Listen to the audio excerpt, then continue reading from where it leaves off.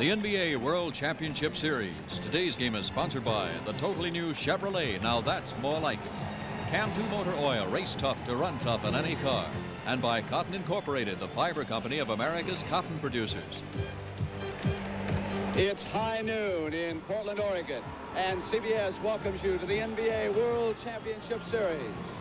From the Portland Memorial Coliseum, it is Game 6, Philadelphia against Portland. Good afternoon, everybody. I'm Brent Musburger, along with Rick Barry and Steve Jones. In order to avoid the little big horn, Philadelphia's going to have to keep Portland from getting out of the shoot real quick today. Brent, this game's ready to go. Let's take a look at the starting lineup. On your screen, Erving, McGinnis, Jones, Collins, and Bibby, matched against Gross, Lucas, Walton, Collins, and Davis. The situation is quite simple. Portland leads this series 3-2. Philadelphia must win to force a 7th game Wednesday night back in the Spectrum. Philadelphia will have control. Again, we have this time a reverse situation on the opening tap. Brent, Philadelphia's got to come out and be more aggressive like they were in the first 2 ball games. That's probably been their biggest demise now. They have just not been aggressive defensively. Game 5, Walton had a problem on the tap, and it went to Philly. Here it is, the 76ers, so the Blazers come with control. McGinnis is down. Lucas. 3-second violation. On the 3-second violation, the 76ers will come down. Caldwell Jones handling in the backcourt. Keep an eye on Bill Walton, number 32, away from the ball when Jones does not have it. He has been a key defensive force so far in this city. McGinnis with the first shot. Hit his first field goal attempt. Bibby is entangled with Lucas, who throws him off. Bibby is up. At the other end, Gross ties the game. Now it's back to Henry Bibby. Lucas, of course, obviously is down there. The two will walk up to each other's arms. Philadelphia turns it over, and the ball goes to Portland. Pressure from Bibby on Hollins. Davis will come up. Collins awaits him. McGinnis on Lucas, and here is Walton waiting for the cutter. It's Gross. Bobby Gross picking up where he left off in game number 5. Brent scoring 2 quick baskets. He had 25 in that one, and he fouled out. From time to time, you'll see flashes on your screen. Don't be concerned. A lot of photographers here with flash bulbs. McGinnis comes left baseline on Lucas, and he's hit his first 2 field goals. He has shot but 33% in this series so far. And it goes over to Philadelphia with the score tied at 4.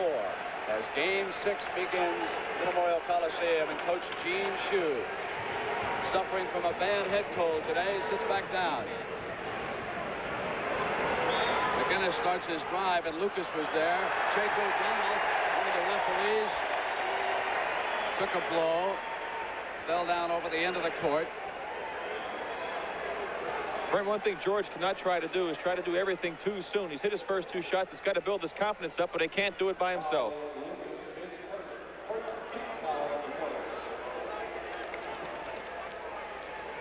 McGinnis behind the Jones screen. He's 3 out of 3 off the top of this game. 2 outside shots and 1 inside. It is 6-4. McGinnis leads Gross. Lucas had it knocked away by McGinnis. Lucas complaining that he was fouled. It'll go back to Portland. Let's take a look at the play here. He makes the fake. George goes up a little bit, tries to go by him. He reaches around him. Lucas may have had a legitimate complaint. Couldn't really see for sure from this angle. The finals of the slam dunk competition, live from Portland at halftime. Darnell Hillman and Larry McNeil come up the other way. You can see the signal from O'Donnell.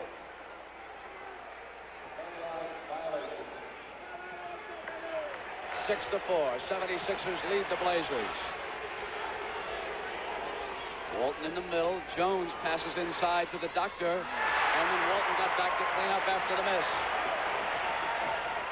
Collins, Bibby in behind him. Here's Davis coming into Collins.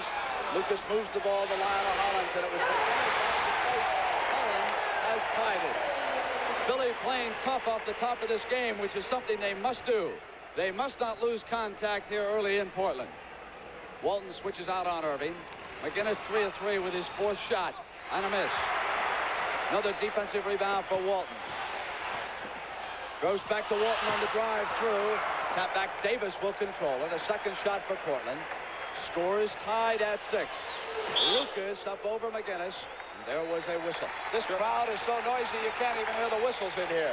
That's for sure. They are really pumped up. They were going from about 5 minutes before the horn. They haven't stopped yet as George McGinnis picks up his first foul. Right after this game, the final round of the Kemper Open from Charlotte, North Carolina. We'll have a report here at halftime. Darryl Dawkins sitting alongside Gene Shue over on the Philadelphia bench. Brent, I don't think I can remember seeing Philadelphia so up in warm-ups. They were going through their dunking routine, but there was a lot of enthusiasm. I've never seen Dr. J so up. He was clapping his hands, trying to get everybody pumped up. Blazers lead them right now, Rick, 8-6. 9:26. McGinnis 3 of 4 early. Collins, Walton was there. The pass to Jones, who came up with a shot. Joe Bryant sitting back down. He's the head cheerleader, and he brought some enthusiasm into Game 5 when it all seemed lost. Tied at 8 now with 9:12 left in the first. Davis cuts, takes a beautiful pass. Give and go. Davis broke free from Doug Collins that time. They do that so well. McGinnis back with pressure. Jones took only one shot in Game 5. He shot twice already here in the first quarter. They must occupy Walton. They know it. Collins with a miss. Davis retrieves. Blazers up by 2. Collins. Lionel Hollins sits 2 for 2 from the same spot. There's a man that they need to get some offense from. He is one of the big keys for this Portland team. 4-point Blazer lead in the first quarter. Gross goes with him. Bibby down on the floor, gave it up to Jones. Walton sagging way off. You can watch the shot clock go down. Bibby at the top of the circle. Bibby has also been in a shooting slump in this series.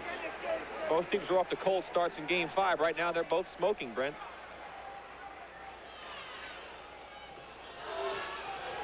Lucas goes to Davis. Hits it outside. Back to 4 for Portland. Erving gets around Gross. Davis was there on the switch off. Pass out deep to Jones. Erving was looking for the foul. Left sideline, Collins.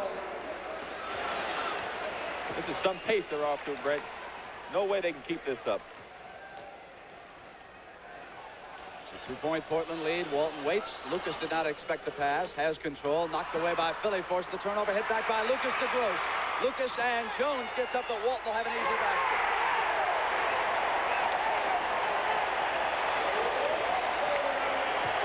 Lucky bounce that time for Portland. Portland is shooting 7 of 8 with 7:28, and Jack Ramsey can't improve upon that shooting. Gene Shue sitting back down on the Philly bench.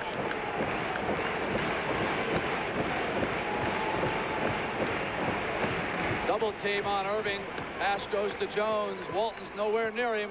Jones is now 2 of 3, a definite change to the Philly attack. The center is going to take some shots. Davis cut off. It was Jones who moved in. Walton's there. It's 5-on-5. Walton picks off Collins, and Jones jumps out on Lionel Hollins. So Caldwell Jones starting strong.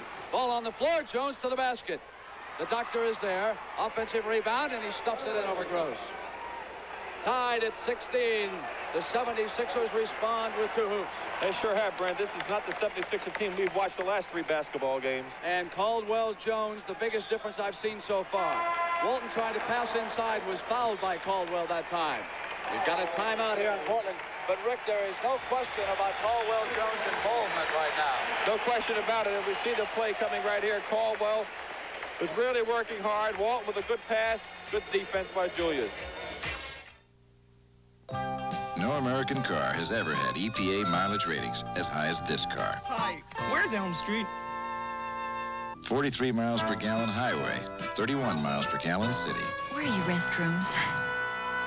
Chevy Chevette, America's modern gas mileage champ. Just want to use your payphone. It'll drive you happy, unless you own a gas station.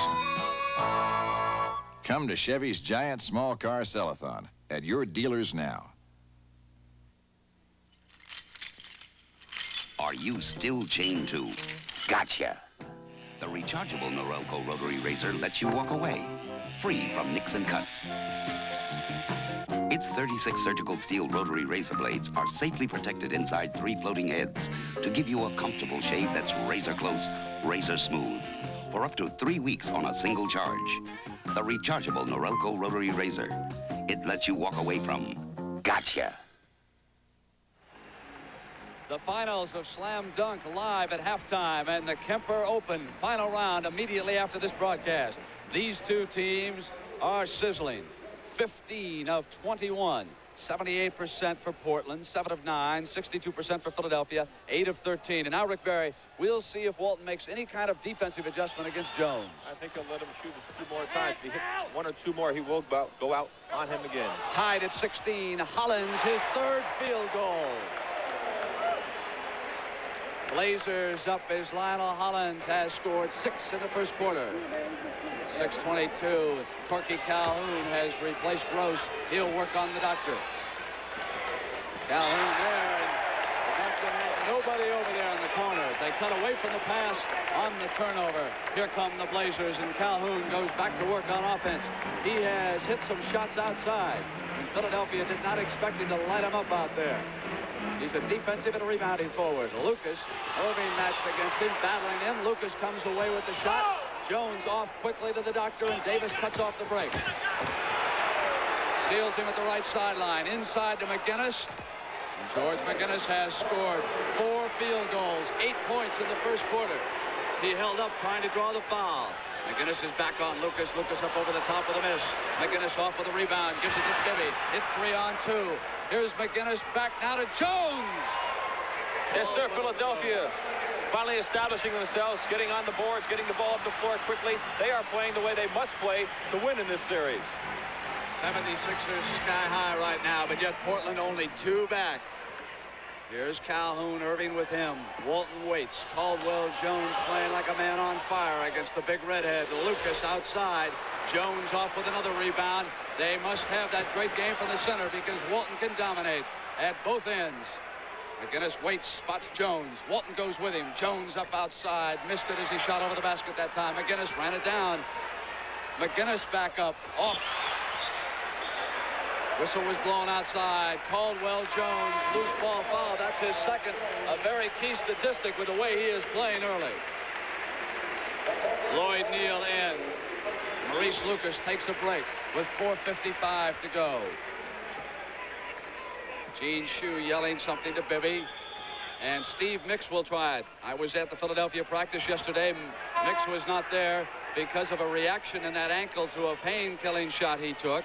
He came out, tried it in warm-ups, went back in, and actually Stanley Lorber gave him another shot just a short time ago. But watch him very carefully, Rick. That ankle looks awfully tight to me. Interesting statistic. Portland does not have a fast break basket yet in this game. Jones right with Walton looking for the cutter. Davis. Walton backing in, coming up now, and the whistle was blown. No basket.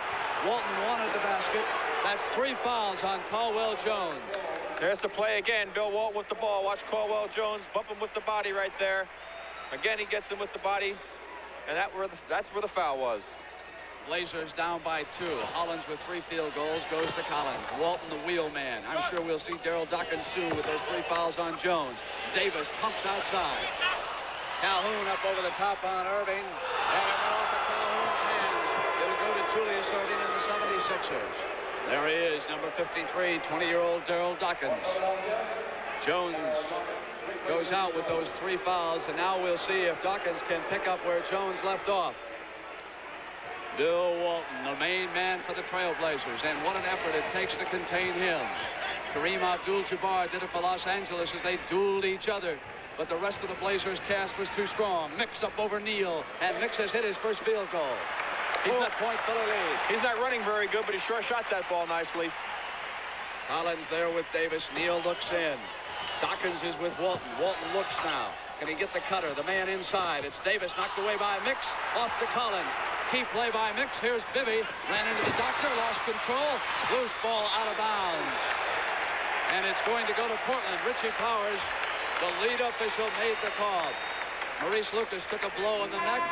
Has an ice pack. Trainer Ron Culp gave it to him. Assistant coach Jack the action. Calhoun is out. It's 22-18, Philadelphia. Doctor tried to steal. He's got it. Gross in a foot race, and here he comes. Doctor looks for daylight. With meaning, he took that to the hoop. He is absolutely awesome in that type of a situation, Brent. Portland trailing by 6. Gross waiting now, and here's Davis. Hollins with those 3 field goals. Davis maneuvering. He's got Walton who wants a jump shot off glass. Pretty shot. 24-20. And finally, we've got these two teams coming together and both playing as well as they can. Bibby outside to Erving. Here's Mix. Mix waits. Philadelphia sets a play. It's off to Dawkins for Mix. And Dawkins goes to the basket. And Steve Mix knew that Walton was on him and made a smart pass. Something Philly didn't do very much in the last 3 games, penetration. Philadelphia must win to force a Game 7 Wednesday night in the Spectrum. We'd be there at 9 p.m. Eastern. Close underneath. Reversal. 26-22. You can feel it in the air this afternoon in Portland. They have used all kinds of ploys to get vacant space in this arena. They are standing all over here in Portland. Julius Erving cut off. Neal there with him. Erving inside to Henry Bibby, who got loose underneath. No basket. No basket. Philadelphia has not gotten inside like this since Game 2 back in the Spectrum. That's exactly right, Brent. There's a 3-second violation. That's why that basket did not count. As we see the play right here, Julius tries to go inside. Steve Mix, you can see him right now, is inside the lane. The pass to Bibby wide open. Unfortunately, they saw Mix in there too long. Мне нравится ваша рубашка. He admires your shirt. It's a cotton-rich fabric called Natural Blend. Да. It's the Cotton Arrow by Arrow, 60% cotton, so it breathes. Душат. Душат. It's got the extra comfort of extra cotton, plus durable press, no iron. No iron. Natasha will do anything but iron my shirt. If you're looking for comfort, look for the seal of cotton. The more cotton, the better you feel. Changing to Cam 2 motor oil's like falling in love. A running and a racing to make it the best. Cam 2. Stock cars, Indy cars, and all the rest. Cam 2. Change your own to Cam 2 alone. It's tough. You'll love it. Cam 2. Hey, if Roger Penske is willing to risk a $100,000 car in a $1 million race on Cam 2, I'm with him. Cam 2. You know it's tough, and you love it. With great skill and discipline, you teach what's been kept a secret for centuries. And when the lesson has been taught and learned, now comes Miller time. Time to head for the best-tasting beer you can find. America's quality beer, Miller High Life. If you got the time, we've got the beer, Miller beer. All right, here we go. Julius Erving on his approach pass to the takeoff. About 12 feet from the basket. Look at him right up and over. Gross. There's the man I'd pick in the slam dunk contest. I'll tell you that, Brett. Hillman and McNeil live at halftime, and Dave Twardzik has checked into the game to try and change the tempo. Portland 10 of 16, 62%. Philly 12 of 19, 63%. Neal out there with Twardzik. Twardzik with control. Bibby goes with him, and a foul is called as Twardzik began his assault on the hoop. Dave Twardzik, man, so instrumental in the last 3 victories for the Portland Blazers. Coming into the game, immediately creating some opportunities here. Goes to the foul line as the Sixers pick up their 15th foul. The Blazers only have 1, Brent. And Rick, that's the first foul on Henry Bibby. At halftime, besides slam dunk, a report from the Kemper Open. That final round coming your way live immediately after this game. It's very interesting. He's such a great shooter from the outside, and yet he's only shooting 68% from the free throw line. Very surprising statistic. 3-point, 76er lead, 26-23. Lloyd Free is there. Hollins takes in. Lloyd Neal comes with McGinnis. Lucas taking a break. Took that blow in the back of the neck. He'll be back. Whistle as there was contact underneath. Twardzik was muscling, trying to keep someone out. That still doesn't hurt them, Brent. It was before the 2-minute mark, so it's only the second foul. Let's watch it now. There he is right there. You see him with the left hand, grabbing onto Henry Bibby, picking up the foul. McGinnis shoots the air ball. Gross outlet, and it's Twardzik who's created it for Ramsey. Oh, missed the layup. Missed it. Back come the 76ers. Twardzik was free. Nix and Twardzik are down. Walton cleans it up. Now they're both back up. Hollins down. Here's Neal. Neal up on top of Mix. So Lloyd Neal, the man who's been coming off the bench and giving a big lift to the Portland Blazers, does it again. 1.76er lead. Mix up over Gross. Walton, still another rebound, averaging 18 a game in this series. Collins cut off as the 76ers back. Walton is down. Doug Collins will be back. Collins. And Walton got over and got it away with a hand on it, and Bibby also battling for it. 76ers save it, and it was the hustle of Henry Bibby. Collins checks his left shoulder for the pick. Free goes to the Mix pick. On the switch, it's Gross with him. Here's Mix battling inside. Walton came over to the top with a defensive block. Collins is in the middle. It's 3-on-3. Turns around on free. 4 field goals. Did you see Hollins get around him? He was almost tripped. That was some play by Lionel Hollins. Just great individual effort on that one. As the Blazers go up by a point. 45 seconds first quarter. Game 6. Portland leading in the series 3-2. Darryl Dawkins, who's not been as active as Caldwell Jones, goes to McGinnis. Neal was there. Lloyd Neal fouled him. Maurice Lucas and Doug Collins checked back in. And I think if there has been a difference in the Philadelphia attack right now, it is that Darryl Dawkins has not been handling the ball as much as Caldwell Jones was. Bill Walton now will take his break at the end of the first quarter. Yes, Brent, but they are being much more aggressive, both offensively and defensively, and that's the big reason why they're right in this basketball game. Rick, right now for Portland, we've got Gross, Hollins, Lucas, Twardzik, and Neal. For Philadelphia, McGinnis missed the free throw. That puts him under 500 for the series. Collins, Dawkins, free and Mix. 37 seconds, tied at 27. And McGinnis missed the big one that would have tied it at 53 in the Spectrum in Game 5. Last 30 seconds. Philadelphia get a shot. McGinnis tried to steal. Lucas looking for the open man. Throws up over Mix. Off loose ball. Hollins.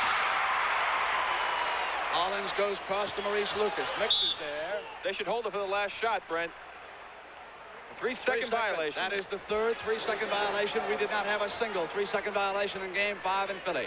18 seconds. Powers and O'Donnell, the main referees. The alternate, Darryl Garrison, sitting over at the table. Last shot time for Philadelphia. And finally, we've got one cooking where both teams are playing well. Been a strange series so far. Free off iron, battle underneath. Neal's got it. Last 3 seconds, they must hurry. Lucas will throw it up. The end of the first quarter. And Rick, it can't get any better than what we've just seen so far.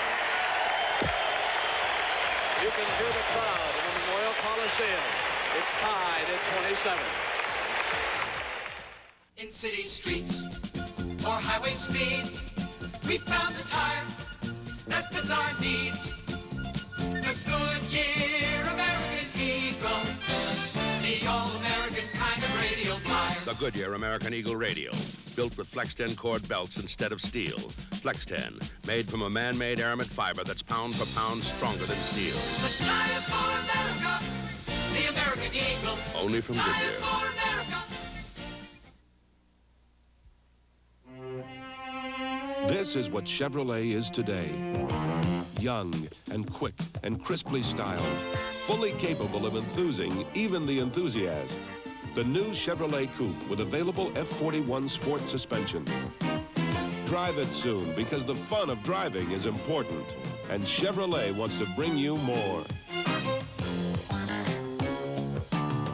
Now that's more like it. For $15,000 live at halftime. Slam dunk finals. Larry McNeil on the left. Darnell Hillman on the right. Yesterday, Rick, Larry McNeil's son, Larry Jr., celebrated his 7th birthday, and Larry was down in the dumps because he wasn't home to help the young man celebrate. So happy birthday to Larry McNeil Jr. from all of us. Tied at 27, second quarter. And we've got some basketball game, Brent, as you pointed out. Both teams playing very good basketball at this juncture. This should be one fine game all the way through. Portland hit 57%, Philadelphia 50 in that first quarter. Lucas on McGinnis. Loose ball. It'll come away with the Blazers and a chance to go ahead. It's 2-on-1. Davis is free on the wing. Davis to the basket. And here's Twardzik, the trail man. Hit by Dawkins. Foul is called. Dawkins reaches down and helps Dave Twardzik hold Dominion to his feet. That was actually good defense by Darryl Dawkins. He did a heck of a job of stopping an easy basket on that play. There's the stats I gave you. Twardzik did a good job of drawing the foul when Dawkins had committed himself trying to block the shot by Davis. This would put Portland in the lead by a single point.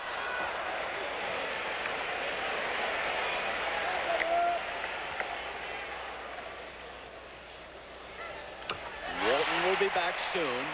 He's over on the bench, resting that tender left knee. He strained it just a bit in Game 5, but so far I've seen no evidence that it's tightened up here today. Philadelphia has just attacked him differently than they did in 5. McGinnis up over Twardzik that time. So he had 9, now give him 11 points, 4 field goals and a free throw in that first quarter. McGinnis snapping out of that slump. Lucas looks in and goes Neal. Dawkins there. Twardzik cuts off pretty. There's that great execution again. This time it was Lloyd Neal playing the role of Bill Walton, but they still execute the same play, and the other men have got to get up on the defense to not allow those easy cuts. Putting the Blazers up by a point, and Bibby will come back. They've got to watch Twardzik so carefully. So intelligent. Dawkins on the drive, wanted inside. Count the basket, and the crowd can't believe it. The crowd thought that Daryl Dawkins traveled, Rick. There's the play again right there. He puts it on the floor. There's no walk. Lloyd Neal running over. You can see him put his body underneath and make contact down low. That's where the foul was. The people here didn't see him hit him with his arm, so they didn't think it was a foul. And Walton will be back soon, I am sure. Missed the free throw. Twardzik off to Davis. Lucas and Neal, the two big men for Ramsey. Neal can shoot outside. Lloyd Neal again, Brent. He's scoring points. He's passing the ball, giving Bill Walton a little extra rest. Jack Ramsey's going to take advantage of that. You can rest assured. Coming back from knee surgery this year. Erving and Gross came right up with him, and the doctor went to the glass. 76ers up by a point. We go seesawing back and forth. Davis Collins went down. Blocking. Foul is called on Doug Collins. Second team foul on the Sixers. Interestingly enough, Brent, George McGinnis is breaking out of his slump, but Doug Collins and Julius Erving have not been scoring that many points either. Doug Collins especially. You have to get 3 people involved for the Sixers to be able to win this game, I believe. They've only been having 2. Blazers will try to regain it right now. Slam Dunk Finals live at halftime. Twardzik going in on Bibby. And offense is the call. It'll go to the 76ers. And now you see perfectly why Bibby was brought back. Here's the play right here. He makes his drive. Right there. He dips his left shoulder into Henry Bibby, who had good position. That's a good call by Jake O'Donnell. Bill Walton looking on. McGinnis. Lucas cleaned it up. One shot that time for the 76ers. Walton still resting and watching. Gross outside. Bobby Gross is really causing some problems for this Philadelphia defense. They do not expect him to score this well. Now Philadelphia will try to regain it. And Erving does with 9:46. And that's the signal. Here he comes. The captain of the Portland Trailblazers. And the man who is the most responsible for what this team has accomplished this year. Neal coming in. Dawkins right with him. Off comes McGinnis. It was Daryl Dawkins' defense that did it. Bibby on the drive. And they've turned it over as he double dribbled. And here he comes. At the same time, a timeout will be called here in the Portland Memorial Coliseum. I get a chance to remind you. Slam Dunk Finals live at halftime. The final round of the Kemper Open right after this game. America, you've been changing. Coming, going, changing, growing. The things that make up life. Why is Bank AmeriCard becoming Visa? To keep up with you. You're traveling, you're moving, you're taking more from life. Today you need money that's good around the corner, all across America, and in 117 countries around the world. That's why Bank AmeriCard is becoming Visa, the most widely recognized card in the world. Visa, we're keeping up with you. Of years of great GM engineering to keep that great GM feeling. GM introduces Mr. Goodwrench, a program dedicated to improve customer care at over 6,000 participating GM dealers. Want your car fixed right, on time, with the right parts? So do we. That keeps us in business. Keep that great GM feeling. With Mr. Goodwrench. And genuine GM parts. I was was asked to talk about the incredible Black & Decker Workmate. There's almost nothing it can't hold. But the Workmate is so incredible, I'm gonna let it do the talking. The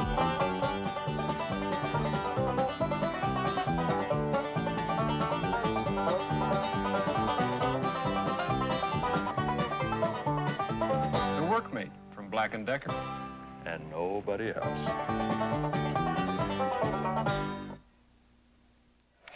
Larry Weinberg, the boss of the Portland Trailblazers, just off to my left enjoying the action. His counterpart, Fitz Dixon, not here. It's his 25th wedding anniversary. So congratulations to Mr. and Mrs. Dixon. Walton goes now to Lucas, who is left alone. McGinnis wasn't out and missed a shot. Inside Hollins, when the loose ball, he came up and put it in. An opportunity shot by Hollins, who was in the right spot. Both teams, Brent, still smoking, shooting 75 and 80% so far in the second quarter. Unbelievable start to the sixth game. Blazers up by a point. It bounced off of Dawkins on the turnover. Taken away by Bibby, and Ramsey furious, wanted the foul. Erving came up on Walton, drew the foul and hit the field goal. Ramsey can't believe it. He wanted a foul down here at the other end. He thought for sure that Bibby had created the foul, but instead at the other end, Walton picks up his first.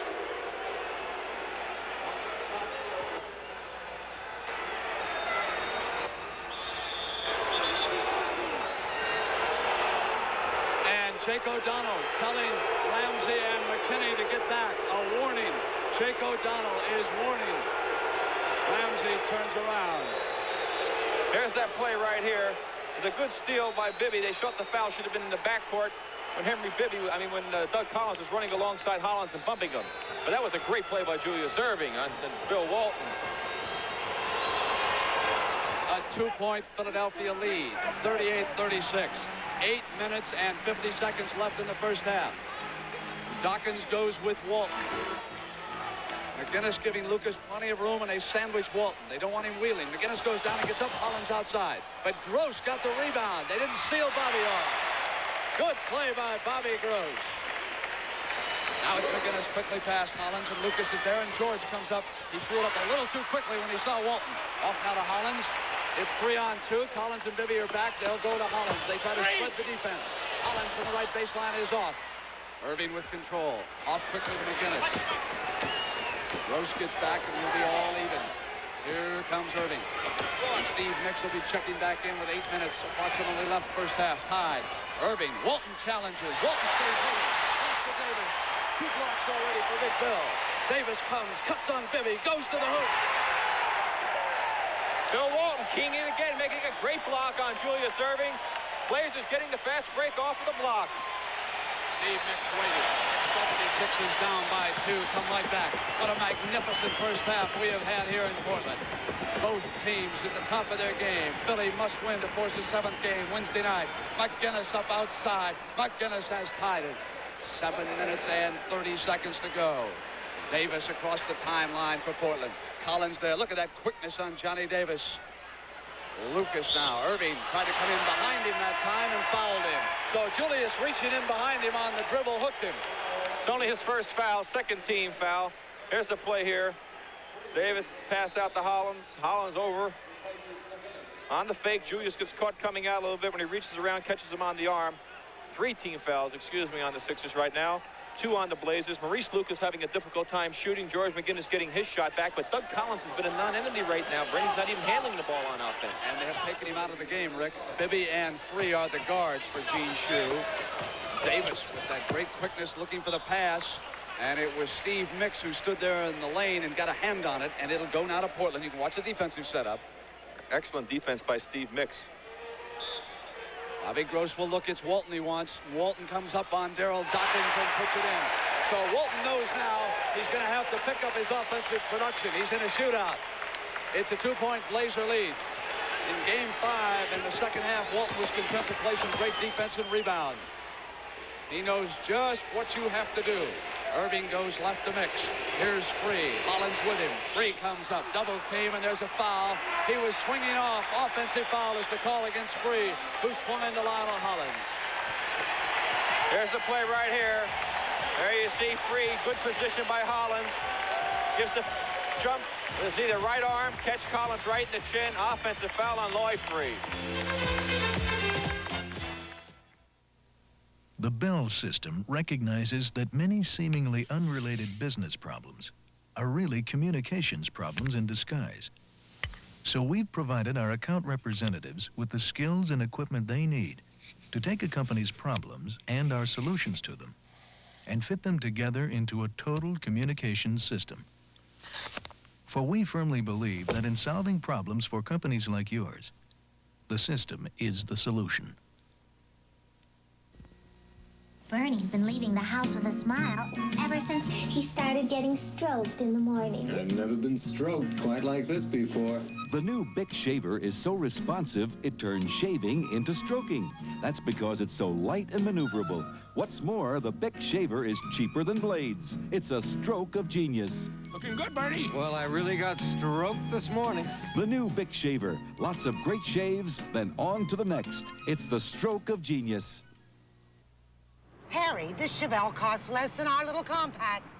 $38.85? And this is a mid-size Chevrolet. See? Huh? My compact costs more. Hey, look at this. Hey, that's some price for a neat-looking midsize. Gee, I paid more for my compact. So did I. Me too. Surprise America, the smart, complete midsize Chevelle. It's priced lower than 34 compacts. $38.85, Harry. $38.85. A man who will enjoy the action today no matter who wins. Commissioner Lawrence O'Brien and his wife watching here directly behind us. And, of course, if Portland wins, he'll present his brand-new trophy that he is so proud of to the Portland Trailblazers. They need one victory to wrap it up. Game 7 would be Wednesday night as Hollins squeezes and hits 44-40. Blazers. And Hollins has hit 4 shots outside. For Philadelphia, McGinnis is 6 of 11. Portland 19 rebounds, Philadelphia 13. Total for Hollins 12 points. Gross eyes the doctor. Walton also watching him. And it was Hollins with a defensive move. He read the pass. He comes back on Mix. And Lucas follows and crashes it down. So here's that moment. They'll have to call a timeout to settle things down. The crowd is up. They have suddenly exploded. They were seesawing. And here you see the play as Hollins makes another great steal, goes in, misses the shot. Lucas follows, 2 points.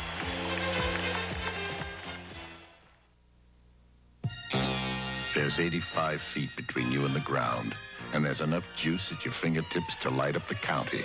But now comes Miller time. Time to head for the best-tasting beer you can find. America's quality beer, Miller High Life. When it's time to relax, Miller stands clear. Beer after beer. If you've got the time, we've got the beer. Miller Beer. A little old, a little new. Some modesty, some ballyhoo. The song of the American Eagle. The song of the places we call home. The Goodyear American Eagle Radial. The strong, smooth-riding, all-American kind of radial tire. The radial built for the cities, the country, and the highways of America. The places we call home. A tire for America. The American Eagle. Hi, ever need to rent a car fast? Watch. Hertz, #1 club number 21586, arriving San Diego at 2 p.m. on RAL Flight 9. Returning it there tomorrow. Okay, thanks. That's all there is to it. When you're in the #1 club, nobody makes renting a car faster or easier than the Superstar. Even before you get there, your car is pre-assigned, your forms filled out. So rent a Ford fast from Hertz, the Superstar in rent-a-car. Live at halftime, slam dunk. Darnell Hillman just won the toss in the locker room. He'll go second behind Larry O'Neal. Here, 5:58 to go, first half. The Blazers have run off 6 straight. Philly now trying to respond. Harvey Catchings checks in. Misses the shot, knocked away by Mix as Walton had control. The doctor went over to the corner and chased it down and was stepping out of bounds. So it'll go to Portland. Now they run off 6 in a row, and they can bust the game wide open. Here's the play right here. Julius and Lucas going for the ball. Julius knocks it away right there. He said Julius was out of bounds when he touched the ball last. The call by Jake O'Donnell. McGinnis with 13 points is back. Harvey Catchings playing his first critical moments in this series so far. He draws Walton. Trying to front him to the left side. Walton pressuring off. Gross goes, catching, switches. And Gross comes up over the top. Now that's 8 straight. And contact is at stake for Philly. With this crowd, it can get awfully emotional here. Gene Shue and the 76ers realize this is critical moment number 1. McGinnis with Lucas. McGinnis on the drive. Walton there on the double team. Free ball, off come the Blazers. A chance for 10 straight. Hollins muscling in. He's got it. Lionel Hollins in the air on the shot. Lionel Hollins just playing a super game. He did not play that well in Philadelphia in the first 2 games, but he's come back. You see the play right there. He was fouled from behind by Freeze. He went by, makes a tough shot. Chance of the 3-point play. And I'd have to say that the 3 key men for Portland right now are Bill Walton, Lionel Hollins, and Bobby Gross. 12 for Gross and 14 for Hollins right now. And Walton continues to dominate defensively on the boards. Catching's off. With that 10-point run, it's 50-40 right now. And here is still another timeout. Gene Shue does not want to let this game get out of reach right now. He's got to settle his team down. They're not playing with the same aggressiveness and running their patterns. They're not getting that penetration they got earlier, Brent. Everything's coming from the outside. They're starting to fall apart a little bit. He does not want that to happen. They have to keep contact, as you mentioned.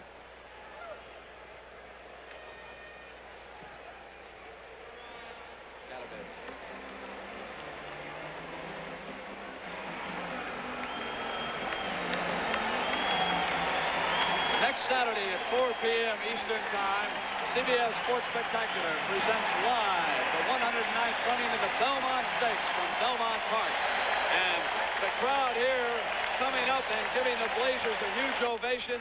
They might, too, give an ovation to Seattle Slew. That unbeaten 3-year-old has picked off the Kentucky Derby and the Preakness.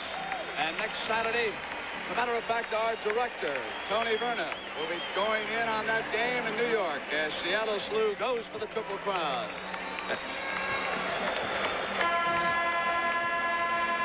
There's a tribute to Bobby Gross high in the balcony. Well, I don't know if he's keeping the doctor away, but he's playing a fine game offensively, and he's working hard in the doctor. He's keeping the doctor outside, but of course, Jack Ramsey had up on his board before the game, Brent, playing Julius 1-on-1 plus 1. In other words, there's always another man going to Julius once he gets the ball, and it's been very effective keeping him outside. Usually that man is Bill Walton. 10-point run at 50-40 and 5:06 left. They come at you so quickly, and they are so lethal when they get it working. Up comes the doctor, who responds. Back to 8 come the 76ers. Collins, Bibby, McGinnis, Catchings, and Erving on the floor for Shue. McGinnis staying with Lucas. Catchings out on Walton. Here's the pass to Davis, who came up on Collins and got it down. The defense was there. Good effort by Davis. McGinnis signals. He's on the weak side. Is Collins trying to get something going? Walton is there on the double team defensively. Ball goes to Portland. So the big factor, I think, right now for Philadelphia is that they're only getting the scoring from Erving and McGinnis. Doug Collins is not getting any points for them. And Catchings using muscle. They go to the lob behind him on Walton, who drew the foul and hit the field goal. And I want to tell you, Harvey Catchings did everything but tackle him that time. Let's watch the play here. There's the lob pass by Gross. Catchings was fronting him. The weak side help. The man on the other side of the floor, McGinnis, is a little late getting there. Walton catches the ball. You see the reaction from Bill Walton.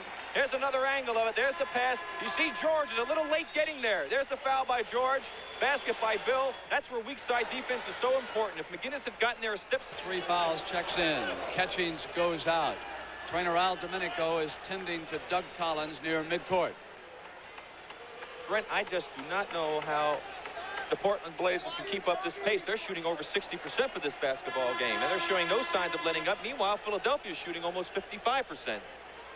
So the injury timeout for guard Doug Collins, who took a blow. Remember, he was punched by Darryl Dawkins. Steve Mix on the Philly bench. Bill Walton. Look at his eyes, Brent. He has come to play. as he has all playoff long. As a matter of fact, all season long.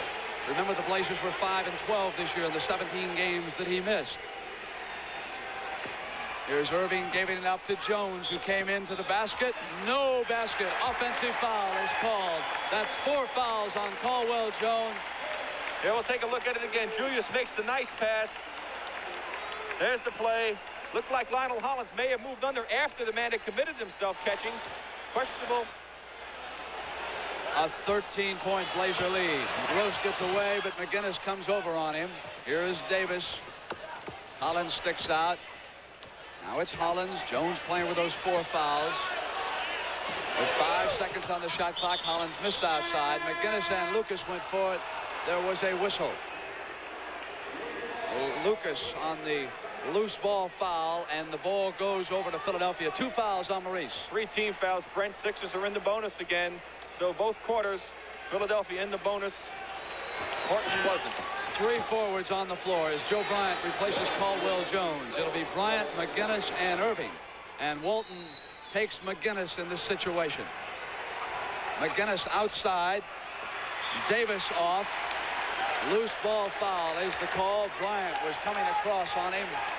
Here's where that penalty situation can hurt you so desperately, so badly, I mean, because with 3:21 to go, a little foul like that would have just been a ball out of bounds. And when you're trailing by 13 points, those fouls can really hurt in this situation. But again, Brent, the last shots again coming from the outside, that all of a sudden Portland's just locked that middle up. They're just not letting them come in there. Live at halftime, slam dunk finals. Larry McNeil and Darnell Hillman. Lloyd Free watching from Gene Shue's bench. We'll also have a live report from the Kemper Open in the final round coming up immediately after this game.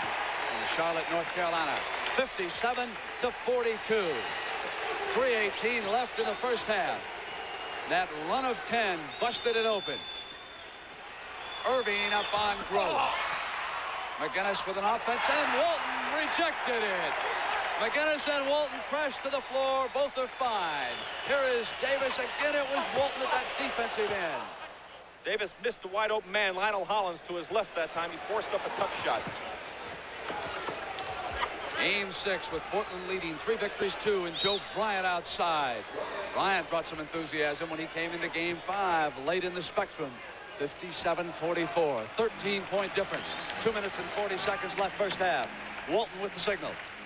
He'll be the wheel horse. Davis goes his side, and now he pops out to handle it. Looks for the cutter. Not good movement that time. Throws from the corner. Here's Davis on the other side. Bibby came in behind and hooked him and fouled him. So again, that penalty situation plaguing the Sixers. They get to take a tough shot. The ball comes off. They can't get that out, that defensive rebound.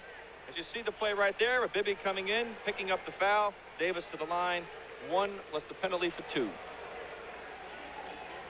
Here's Johnny Davis, who was forced into Jack Ramsey's starting lineup back in the Denver series when Dave Twardzik injured an ankle. He stayed there as the Blazers swept away Kareem Abdul-Jabbar and the Los Angeles Lakers. Then the finals began. Twardzik returned and Davis has remained the starter. 59-44, and it has given Jack Ramsey a potent weapon off the bench. Inside pass is a good one from Bryant to Erving. That's the type of plays that they need to get. Get inside, get those easy baskets, stop shooting from the outside. Walton and McGinnis came out and stole it. McGinnis defended him. Walton coming back, and George laid it in. Walton not going for the foul. An 11-point Portland lead. Content to trail him home that time, and 1:55 left in the first. McGinnis waits now. He's giving up a lot of inches to Bill. Here's Walton rolling off. McGinnis had switched out. No one picked him up on the weak side. The gamble by Julius Erving hurt them that time. Julius roaring to the basket, came up in Walton's face, and Walton said, had to be offense. That Julius is unbelievable in a wide open situation. I have never seen anybody be able to do the things that he could do. Here we go again. Gross takes a shot at him. Walton goes up. Just look at this. Walton was complaining about his left hand. As you see, he hit him in the head with the ball. But there was contact anyway. Here we go again with the steal. Now let's just watch the doctor operate. There he goes. Takes off, up and over. Injury timeout for Walton. Trainer Ron Culp is off to my left. Walton bending down. Took that blow, which you saw. Brent, in a wide open situation, he plays a game that I don't think anybody has ever played before. There's the leaderboard. Weiskopf, Burns, Rogers, Tewell tied at the top, and we'll have a live update at halftime, along with the finals of the slam dunk. McNeil and Hillman, 135. It's an 11-point Blazer lead. There's the cutter. It's Hollins this time. Traveled. Twardzik reports in. Well, they got the man open on the cut, so the defense has still got to shore itself up. If Hollins had not walked at the ball, he was going to have an easy shot inside. Calhoun returns. Once again, Brendan, an important minute and 28 seconds. If the Sixers can play good defense, score a couple baskets, they can get this lead back down under 10 points, still be within range. If not, and Portland runs off 4 or 6 on them, they could be in big trouble. 11-point difference right now. Erving inside. It's the doctor scoring and coming to the line. The magnificence of Julius Erving. Could you ask for 2 better athletes than Julius Erving and Bill Walton on the floor at the same time? Well, you see the doctor just doing it all on his own. Tremendous individual effort, and he has been just incredible in this playoff series. He's been the most consistent performer for the Philadelphia team. It's the 3-point play. Now he has scored 20 points here in the first half. Calhoun's first foul against Erving. It's with control, and here's Lucas waiting. Bryant out on him. Bryant stays with him, and the foul is called. Joe Bryant a little too aggressive, his second. Bryant does not give away that inch of height that George McGinnis does when he's matched against Lucas. So for Julius Erving, 4 points in the first quarter, Rick, and then 16 here in the second. Well, this man comes to play every time he steps out there on the floor, and they talk about all the money that man makes, but if anybody in this game earns what he's being paid, it's Julius Erving. Such an attraction, Rick, wherever he goes around the league.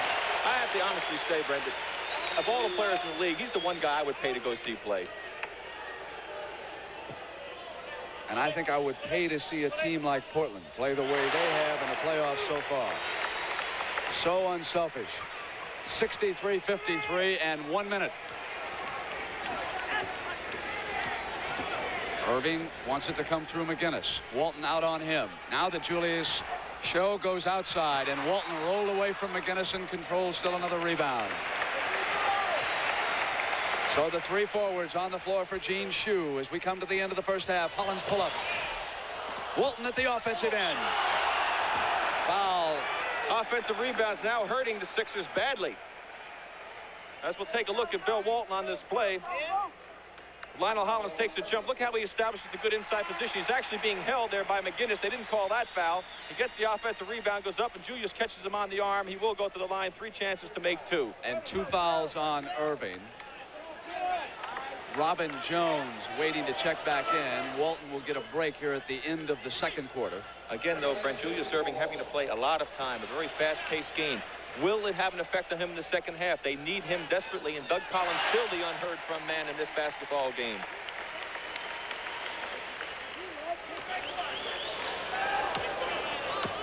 Look at the concentration. 12-point lead. 35 seconds. Now we're there with the 35. I tried to cheat on the director, and it didn't work.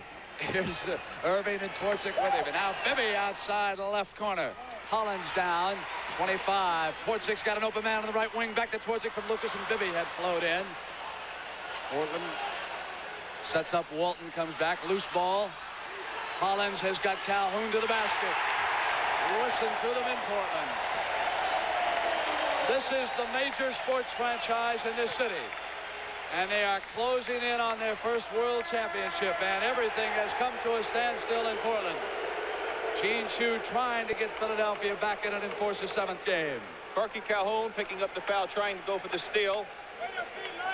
Gene Shue looking on very, very anxiously to see what's going to happen in the second half. Look at that look of concern on his face. Jack McMahon, Philadelphia assistant. 6 seconds left. 67-53. There goes Walton off for a round of applause as Erving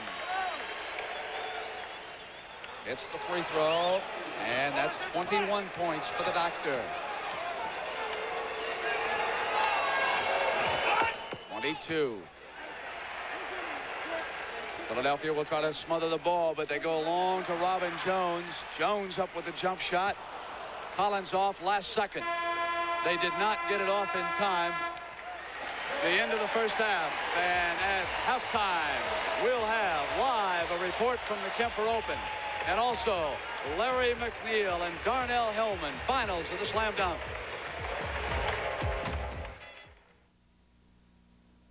This is Concours, a world-class luxury compact from Chevrolet, in Europe to show that an American car can challenge the highways of the world. Concours is an affordable car for people who appreciate the stylish elegance of fine touring cars, luxurious interiors, and dependable Chevrolet engineering. Concours, built for Americans at home anywhere. A world-class luxury compact from Chevrolet. Right after this game, it's the final round of the Kemper Open. Right now, let's go to Charlotte, North Carolina, and Vin Scully for an update on the action so far today. Well, it's been standing room only on the leaderboard, and for the moment at least, George Burns has broken a log jam to go 11 under par, one stroke ahead of a trio, Bill Rogers, Doug Toole, and Tom Weiskopf. And then, as if there were no room for mistake, there's Craig Statler at 9, Charles Cootie and Chichi Rodriguez are 8 under par, along with Lou Graham and Craig Stadler. And if any of those front runners should falter, there's a quartet of Lanny Watkins, Rod Curl, George Archer, and Mike McCullough at 7 under par. So it is a great finish and prospects of going right down to the nub here before the Open is concluded. The last sudden death we had was back in 1974, and already the way the leaderboard has been working, there has been that feeling today. Let's go out to 16. This is Andy Bean from off the fringe, trying to get down in 3, but he'll come up about 3 feet short. Andy is 5 under. Playing in a group with Mark Lai and Don Bees. That is Don Bees, who needs this for par. Having missed the green, he missed the fairway on his tee shot, missed the green on his second, has chipped it up 15 feet away. Let's go to the 17th. Well, if there was such a thing as royalty in these parts, this gentleman would be king of the Carolinas. He's just taken such an ovation that he was prompted to bow low. This is his putt for a birdie. Tee shot bounced out of the rough. 202 yards, par 3/17.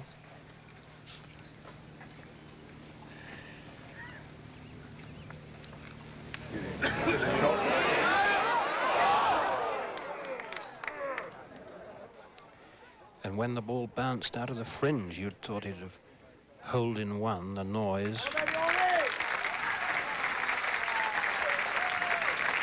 So Arnold Palmer, who started the day at 1 under par, remains 4 under as we go back to the 18th. Here, the 18th, the trio of Artie McNichol, Leonard Thompson, and Morris Satulski concluding their round. Now you see that Bill Rogers has just picked up a birdie at 9, so he and George Burns are in a two-way tie. Just moments ago, to show you how things have been going, we had a 4-way tie for first place. So we'll set a bunch of chairs up there at the winner's table. Hope you'll join us then. Vin Scully, CBS Sports, Quail Hollow Country Club in Charlotte, North Carolina.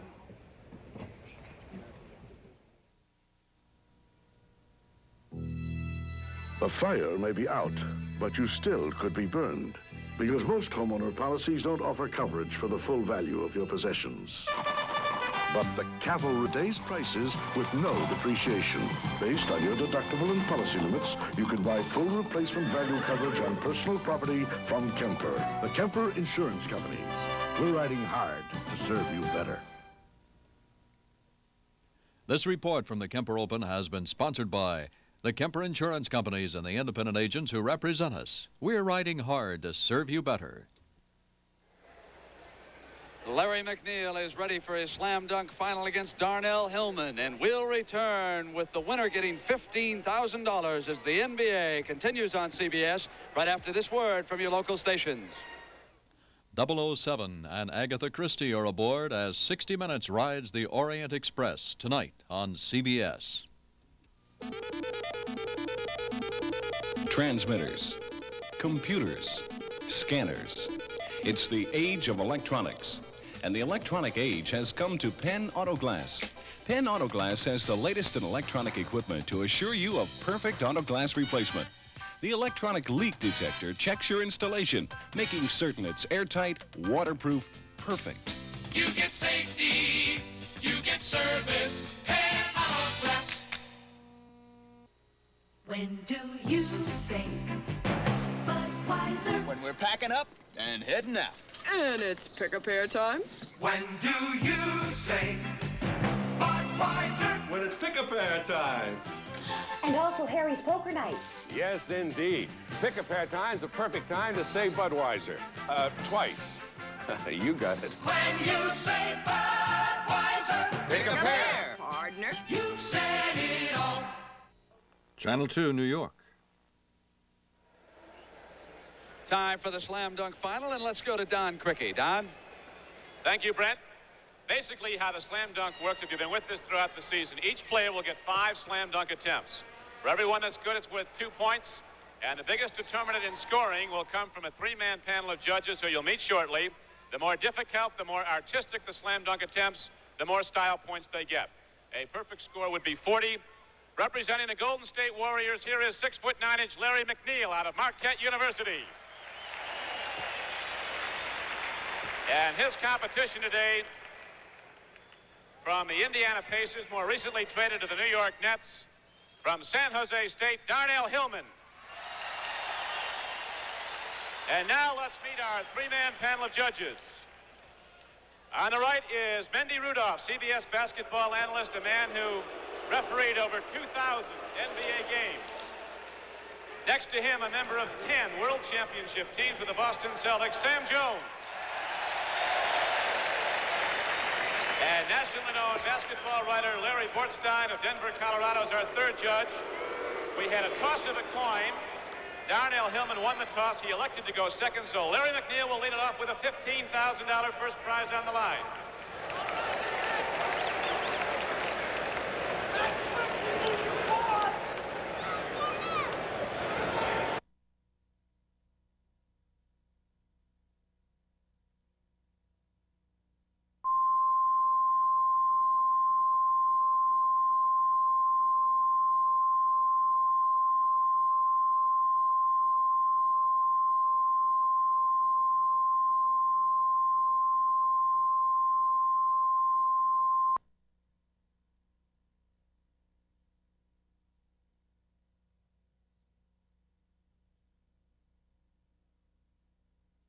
Has come to Penn Auto Glass. Penn Auto Glass has the latest in electronic equipment to assure you of perfect auto glass replacement.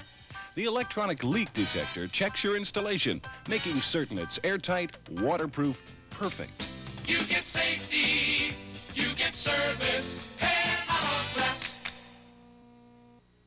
When do you say Budweiser? When we're packing up and heading out. And it's pick-a-pear time. When do you say Budweiser? When it's pick-a-pear time. And also Harry's Poker Night. Yes, indeed.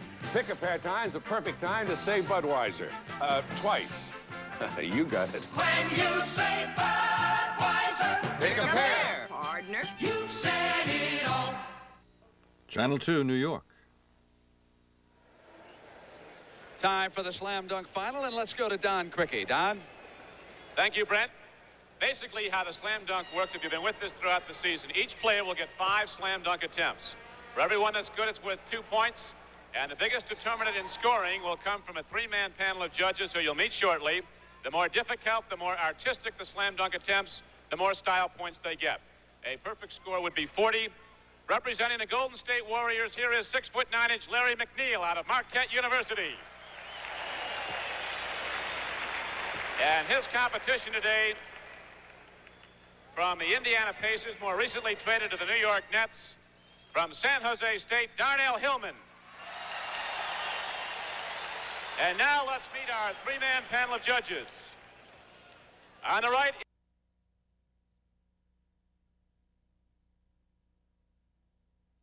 Has come to Penn Auto Glass. Penn Auto Glass has the latest in electronic equipment to assure you of perfect auto glass replacement. The electronic leak detector checks your installation, making certain it's airtight, waterproof, perfect. You get safety, you get service, Penn Auto Glass. When do you say Budweiser? When we're packing up and heading out. And it's pick-a-pear time. When do you say Budweiser? When it's pick-a-pear time. And also Harry's poker night. Yes, indeed. Pick-a-pear time's the perfect time to say Budweiser. Twice. You got it. When you say Budweiser, Pick a pair. Partner. you said it all. Channel 2, New York. Time for the slam dunk final, and let's go to Don Cricky. Don? Thank you, Brent. Basically, how the slam dunk works, if you've been with this throughout the season, each player will get 5 slam dunk attempts. For everyone that's good, it's worth 2 points.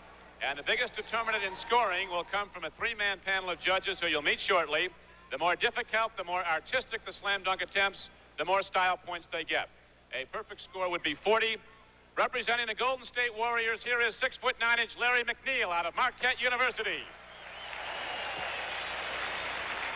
And his competition today from the Indiana Pacers, more recently traded to the New York Nets, from San Jose State, Darnell Hillman.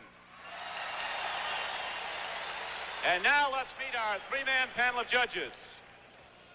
On the right is Mendy Rudolph, CBS basketball analyst, a man who refereed over 2,000 NBA games. Next to him, a member of 10 World Championship teams with the Boston Celtics, Sam Jones. And nationally known basketball writer Larry Bortstein of Denver, Colorado is our 3rd judge. We had a toss of a coin. Darnell Hillman won the toss. He elected to go second, so Larry McNeil will lead it off with a $15,000 first prize on the line.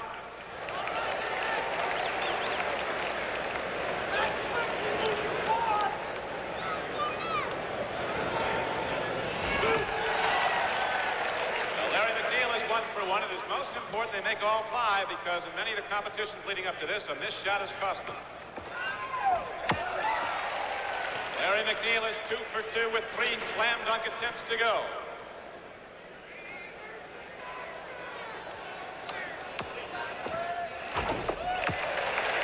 Three for 3. There are 5 designated spots on the floor. You see Larry going to a 4th. They can pick them in any order.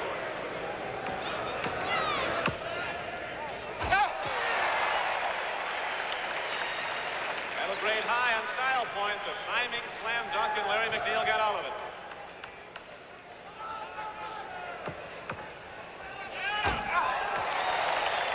There you have it. Larry McNeil goes 5 for 5, so he gets 10 points on scoring, and we'll watch him in slow motion now. Here comes Larry McNeil, who played with Maurice Lucas at Marquette. Hammering it down with the left hand. We'll watch him again now in slow motion as our judges break down the style points. He's already attained 10 points on scoring. And here we are as we look at the judges. 8-5, 8-5, and 8-5, a total of 25.5, a total of 35.5 for Larry McNeil. And that's what Darnell Hillman has to shoot at now. $15,000 on the line.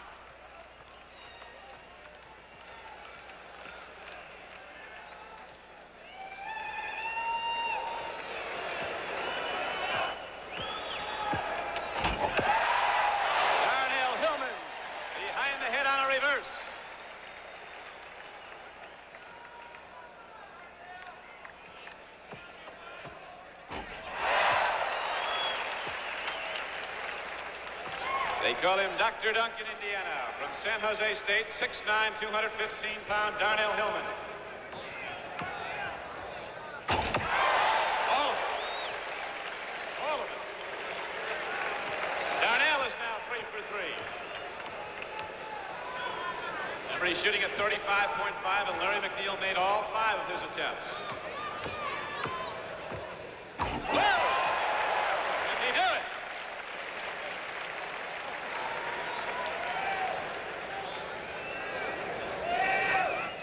Here is the final attempt now from straightaway down the middle.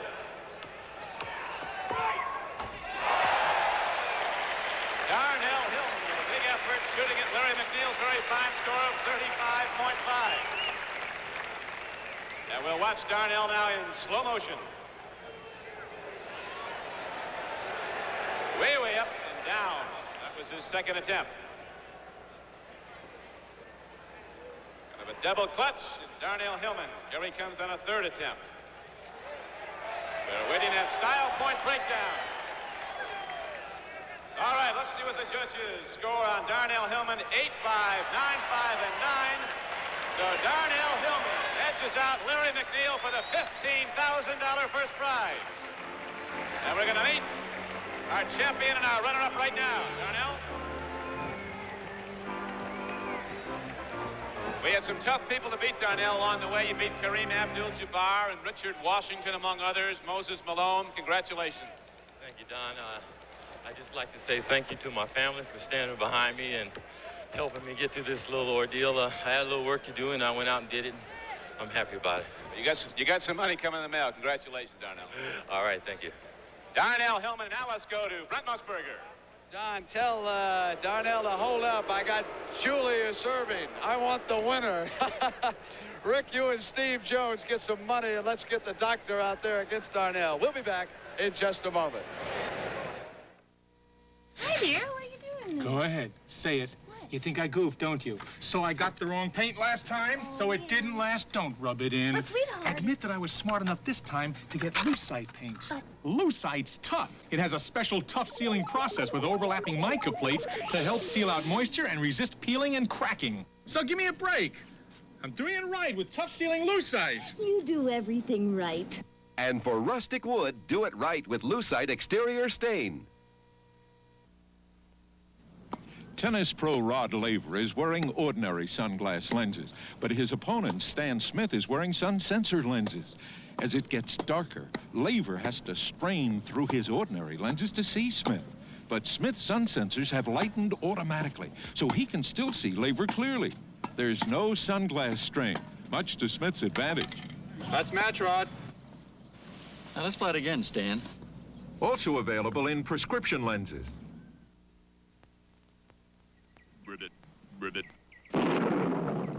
You know, I think I liked you better as a frog.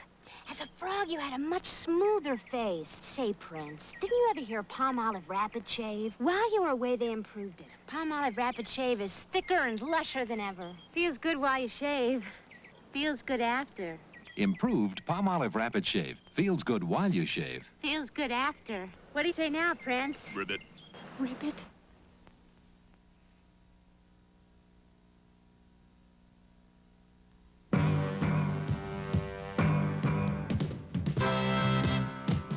The NBA World Championship Series is sponsored by Improved Palmolive Rapid Shave, a product of Colgate-Palmolive Company. Light beer, everything you always wanted in a beer, and less. And by Remington, makers of the XLR electric shaver. Steve Jones, why don't you take that pretty new sport coat of yours and introduce the highlights here along with Rick. I brought the coat on the rock and roll show. Rick Berry, we're going to take a look at some really exciting stuff this afternoon. Johnny Davis right then, he came inside off a quick pass, got the ball here. You get Philadelphia with some of the more spectacular stuff. Caldwell Jones with the big stuff right there. Coming back again, Philadelphia with better ball movement in the first quarter than they've had. And Steve Mix hits a jumper from the outside. Julius Erving in a foot race, and he'll show you something about slingshots. He just loads up here, takes off, and he throws it right over Bobby Gross, and that's a great play. Portland knows a little bit about give and go. Right there, Bobby Gross down the middle, knocked Steve Mix right out of the way.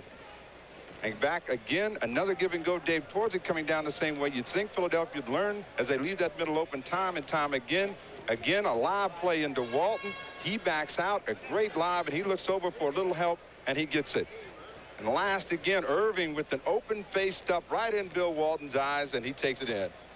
Steve, I'd have to say I thought the difference was when Portland shut off that middle on Philadelphia early, and also Jones getting in foul trouble, as you pointed out, Brent.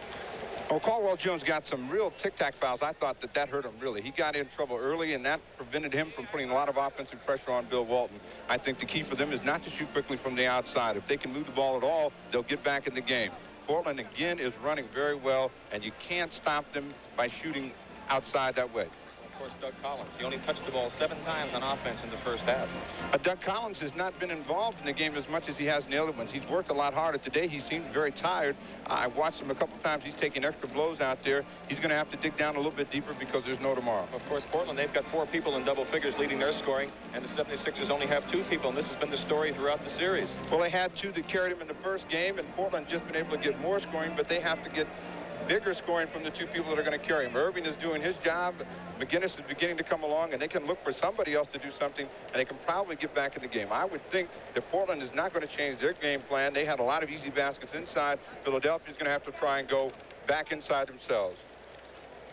I also think that Bill Walton has been doing a super job. He's been on the boards really tough again. He's had a super basketball game, blocking the shots in the middle, just generating a lot of things out there, both offensively and defensively, as usual. Oh, you can't say enough good things about Walton because he has played an excellent series. He's had good health all season, most of the way, and then in the playoffs, he hasn't been injured at all. Bill Walton has really done his job, and that's plug up the middle and pass the basketball. If I had to pick one player on the team that's probably been the surprise of the series as far as Philadelphia is concerned, it's got to be Bobby Gross.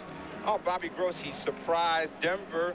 He really surprised Chicago also, but he has really come alive. Back to playing what he did earlier in the season. He really kind of went into a slump at the end of the season, and he came back and played. I think maybe he got a second win, and he's really been effective. He's hurt Julius, and I think that they've got to shut him down, too. Well, of course, George McGinnis, for sure. Everybody's happy to see him come out of his slump, except the Portland fans. As we take a look at the statistics, Steve, we can see that both teams moving the ball, as you pointed, assists 16 apiece. But look at those rebounds right now. Of course, again, offensive rebounds. The Blazers have been able to get those offensive rebounds because they've been able to move the ball a little bit better. Philadelphia's gotten more this game than they had last, but they're going to have to shut Portland down by being more aggressive offensively and defensively. We'll take a look at the scoring right now.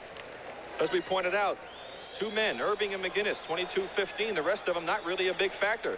But on the Portland side of that scoreboard, let's take a look at that, Steve. What do we have here? Well, they've had balance all year long, and I think Hollins is on the top with 14. Walton, Johnny Davis, and Bobby Gross are right behind with 12 and 13. I think, again, this is what they've had all year long. They're going to look to do the same thing. Philadelphia, if they're going to go with 2 players, they're going to have to get them more shots. They're going to have to just play a tougher game. Well, thanks a lot, Steve. Brent, let's get ready for this great second half that I think we're going to have. Line wreck as the Doctor and Philadelphia facing elimination if they cannot come back and pull this one out. In that second quarter, with these fans urging them on, the Trailblazers exploded for 40 points. That is their 4th 40-point quarter in this series so far. And of those 40 points, Brent, they had 10 layups.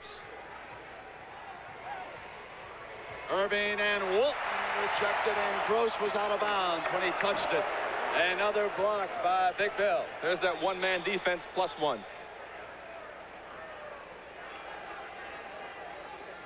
Bill Walton being a big factor offensively, Brent, in the first half. He's handled the ball 23 times. They are getting the ball into Walton. Philly was able to shut that off in the first 2 basketball games, but Portland's made adjustments, and Bill is getting the ball with regularity. Philadelphia's lineup: Erving, Jones, Collins, Bibby, McGinnis. For Portland, it's Lucas, Davis, Walton, Gross, and Hollins. Lucas got there strongly, and the crowd roars Luke in Portland.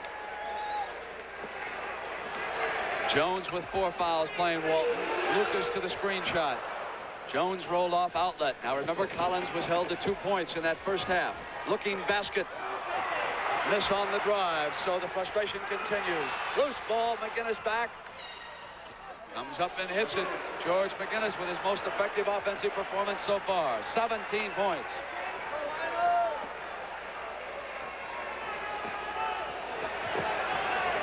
Walton and Lucas collide at the top. Gross finally comes around, and Bibby is switched off on him. Julius is left with Hollins. Hollins takes the dock inside, went to the right hand. Off on the fly. Bibby with Collins ahead of him. Now McGinnis on the right. Collins again to the basket. Charged into Davis. Crowd and coaches both want charging called. Doug Collins scores his 2nd basket of the game. It's 67-59. Back in this game. Lucas driving. Walton regains it. 24 minutes for a championship for Portland. Portland getting inside. McGinnis up into Lucas. Offensive foul is the call. Take the play right here. Here's George, makes the dribble, cross over to the left. Now watch now. He will initiate the contact with this move right here. The next step, jumps into Maurice Lucas. 2 fouls on McGinnis. Richie Powers and Gene Shue arguing, Shue being restrained. Joe Bryant talking to him. Richie walks away. Now at the other side, Ramsey is being yanked back by O'Donnell.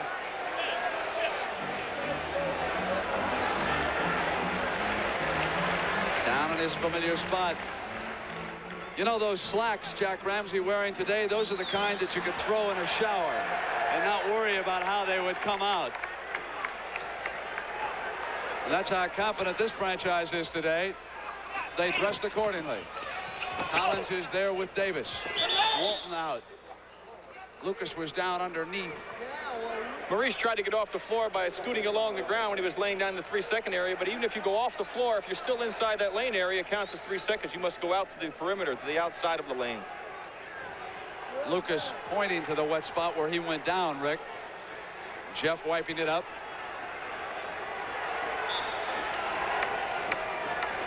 Pressure by Davis on Bibby. A 10-point Portland lead. Jones picks off Bibby's man and tries to get him behind Walton, and Walton goes and seals. Erving's there on the challenge against Walton. Out of bounds. It'll go to Portland. Doctor got hit in the mouth on that play. He's looking for the foul, but boy, there's a lot of aggressiveness being taking place out here right now, and the officials are going to have to jump on things so they don't get out of hand. Here's Hollins. Puts up the left-hander, which is off, and then runs it down the corner. He knew he missed that when he went right after it. Cross to Walton. Davis with a screen for Bill. The smallest man gives the biggest man on the Portland team the pick, and it's 2 points for the Blazers. 71-59 and 9-29. Shades of Green Bay, Wisconsin in 1961 when Vince Lombardi and a football team stalked the championship in a small town. Well, there's a play that happens so often in the game of basketball. You allow the man to come from the weak side of the floor. That's the side opposite of where the ball is. We see it here. And beat your man to the basketball. McGinnis beats Lucas over. Goes up for the shot. Lucas goes up, fouls him on the arm. Your defense in this situation must play between the ball and the man and not allow him to beat you to the ball. 10 years ago, no one knew me. I was part of the famous no-name defense. Then we built our reputation by being fast. Now, I don't want to lose that. I drink light beer from Miller because it doesn't fill me up, has a third less calories than a regular beer, and it tastes great. Now, everyone knows me. Hey, I know you. You're, Nick Bonacani. No, that's not it. Light beer from Miller. Everything you always wanted in a beer, and less. Hello, everybody. Alaska, a tough place to test shock absorbers. That's why we took Motorcraft shocks to Alaska, testing them in 50 GM, Chrysler, and Ford cars and trucks. After 6 months of driving over the jarring, rough roads of Alaskan pipeline country, only 3 shocks couldn't take the punishment. This is Lowell Thomas reminding you, no matter what you drive, wherever you drive, ask for Motorcraft shock absorbers from Ford. Tested tough in Alaska. So long. This is Carrier's new air conditioner, the year-round one. You mean Carrier's new heater, the year-round one? Francis, the year-round one cools. It's an air conditioner. Roger, the year-round one heats. It's a heater. Come on, man, your brain must be frozen. It's an air conditioner. It can save you up to 60% on your electric heating bills. It's a heater. Carrier's new year-round one, a heat pump air conditioner that can save up to 60% on your electric heating bills. Carrier's year-round one. It's an air conditioner. That heats. Oh. After the 5th game in Philadelphia, the Portland Trailblazers wound their way home and finally got here at 4:30 in the morning. 4,500 fans had waited up all night to greet them at the airport. The plane was an hour late because it was forced to land in Billings, Montana and take on a new load of fuel, and those fans stayed right there. There was not a bottle of beer or a milkshake to be had at that airport the next morning. 9 minutes and 18 seconds left, quarter number 3. A 10-point difference. Philadelphia must win to force game number 7 Wednesday night in the Spectrum. Right after this 6th game, the final round of the Kemper Open from Charlotte, North Carolina. Walton into Hollins, who got McGinnis up in the air but missed the shot. And they stay with it. The attendance I am handed is 12,951. There are at least 3,000 others who are unaccounted for carrying press cameras. Bibby in and out. Walton looks outlet, leads to Davis. I don't think he can run this one down. Ball is a little bit too far to the sideline. Even with the speed Davis had, he could not get to it quick enough.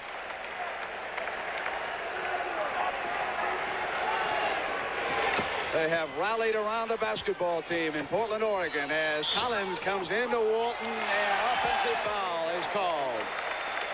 So Doug Collins still having his difficulty. Let's watch his left arm here, because that's what the foul is called for. Watch that left arm. There it is. You see him swinging that left arm to the left. 12-point lead. Crisis time nearing for the 76ers.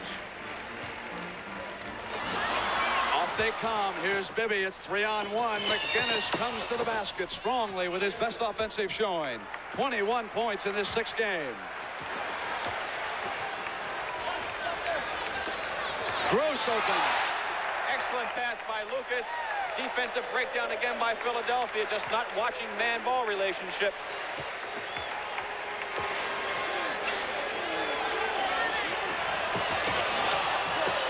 Lucas there with McGinnis, and it's Collins trying to shoot his way out of this slump. Here's Davis back quickly.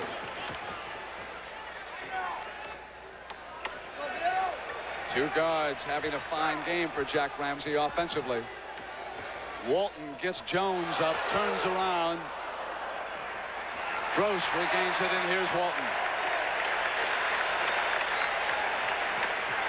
They bring it in through the center on that motion. Looks Cutter. It's Lucas in behind McGinnis. Again, this time it was Maurice Lucas coming from the weak side. He just pulled the same thing George did to him. 8 points for Lucas. Goes with the doctor, double team Walton, so they go to Jones, who had to be open with Walton out there helping on Erving.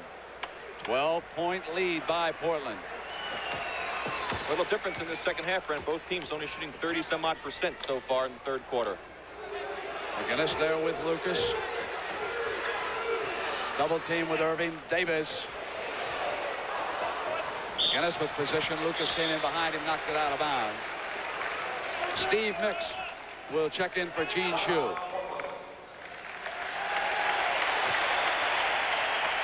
And with the timeout on the floor, Sixers are still in contact. They have not let the Blazers come out and jump off early in the third quarter like they've done in the last 3 ball games. They're right in there. They have a chance. Honda's always been the leader in dependable 4-stroke motorcycles. And way out here, that's important. Going strong now. For dependable, economical 4-stroke motorcycles, Honda's #1. Moving right along. Honda keeps you going strong, no matter where you're going. Going strong now, moving right along. When you're on a Honda, you're really going strong. Really going strong. Introducing the new Remington XLR, the electric shaver that shaved as close as a blade. And to prove it, we're doing something spectacular. We're giving away a blade to compare it with. We guarantee the Remington XLR will shave you as close as a blade or your money back. Now that's really spectacular. The Remington XLR shaves as close as a blade or your money back. I've got a lot of money in this car. Where can I get good service without a hassle? Don't you know there's good news round the corner? Goodyear, wherever you are. Goodyear, good and close to home. Presenting the Goodyear promise for hassle-free auto service. We do professional work. We only do the work you authorize. We return worn-out parts for your inspection. No hassle, no problems, no fooling. Goodyear tires and Goodyear service for more Goodyears in your car. They have gone on sale already. They were ready for today here in Portland. Game 6. Taking away the home court advantage that Philadelphia possessed in the 5th game back in the Spectrum. 12 points and 6 minutes and 48 seconds for the third quarter. Lucas was there on Mix, and the foul called as he hopped out on him. And for Lucas, that's his 4th foul. Julius Erving has not scored here in the second half so far. And Walton telling Lucas to shake it off and get back into the flow. Mix bouncing off, and Lucas was there on the turnover. It's a steal by the Doc. Walton there, Erving there. They meet at the top. Well, that's just two great players going against one another, and Julius won that battle. 6:22, 77-67. Kemper open, final round next. Lucas with Mix's hand right in his face, fading away, made it 12.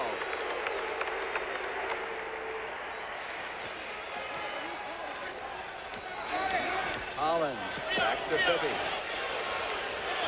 No one underneath for the 76ers, a perimeter offense. Now Bibby slips in, and Collins goes outside. Still in his slump.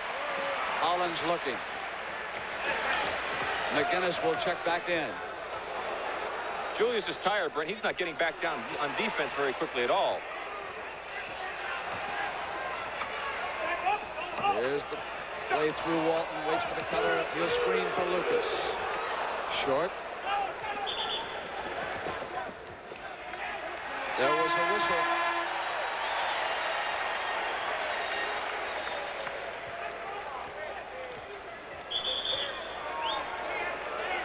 Now, I believe Ramsey wants a timeout. Yes, he does.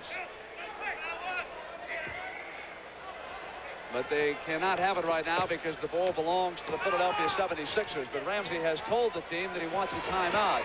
It's 79-67. He could not have it in that situation. Mix going to the left, and Erving. Bibby left alone outside. So Davis was away from him. Julius doing everything, picking up assists. That time they double teamed him. Julius knows when he's got two people on him, there's going to be somebody else open on the floor. He found the open man. Good opportunity shot by Bibby. Cut the lead back down to 10.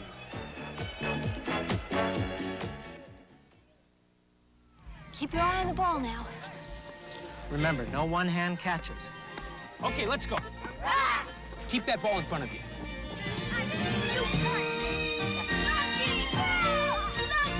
With Polaroid's new Minute Maker, you get the least expensive instant color from the instant camera everybody can afford. Less than $25. The least expensive instant color from the instant camera everybody can afford. Less than $25. You know, it looked like a light day, with nothing to deliver but posters for the AC Spark Plug Buy 7, Get 1 free sale. What could be easier, right? Wrong. Do you know how many places sell AC Spark Plugs? And everyone with a poster like this is selling 8 AC Spark Plugs for the price of 7, as long as supplies last. Sure, getting a free AC Spark Plug is a great idea. But you better move fast. What do you love about Freshen Up Gum? Love that squirt. What do you love when you bite into one? Love that squirt. Freshen Up freshens breath with a tingly liquid center. One bite squirts refreshment all over your breath. Freshen your breath with Freshen Up. The gum that goes squirt. Love that squirt.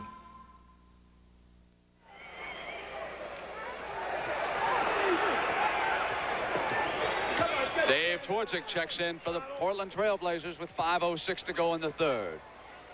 Final round of the Kemper Open coming up next. Twardzik glides the baseline. McGinnis had jumped over on him. Collins runs it down.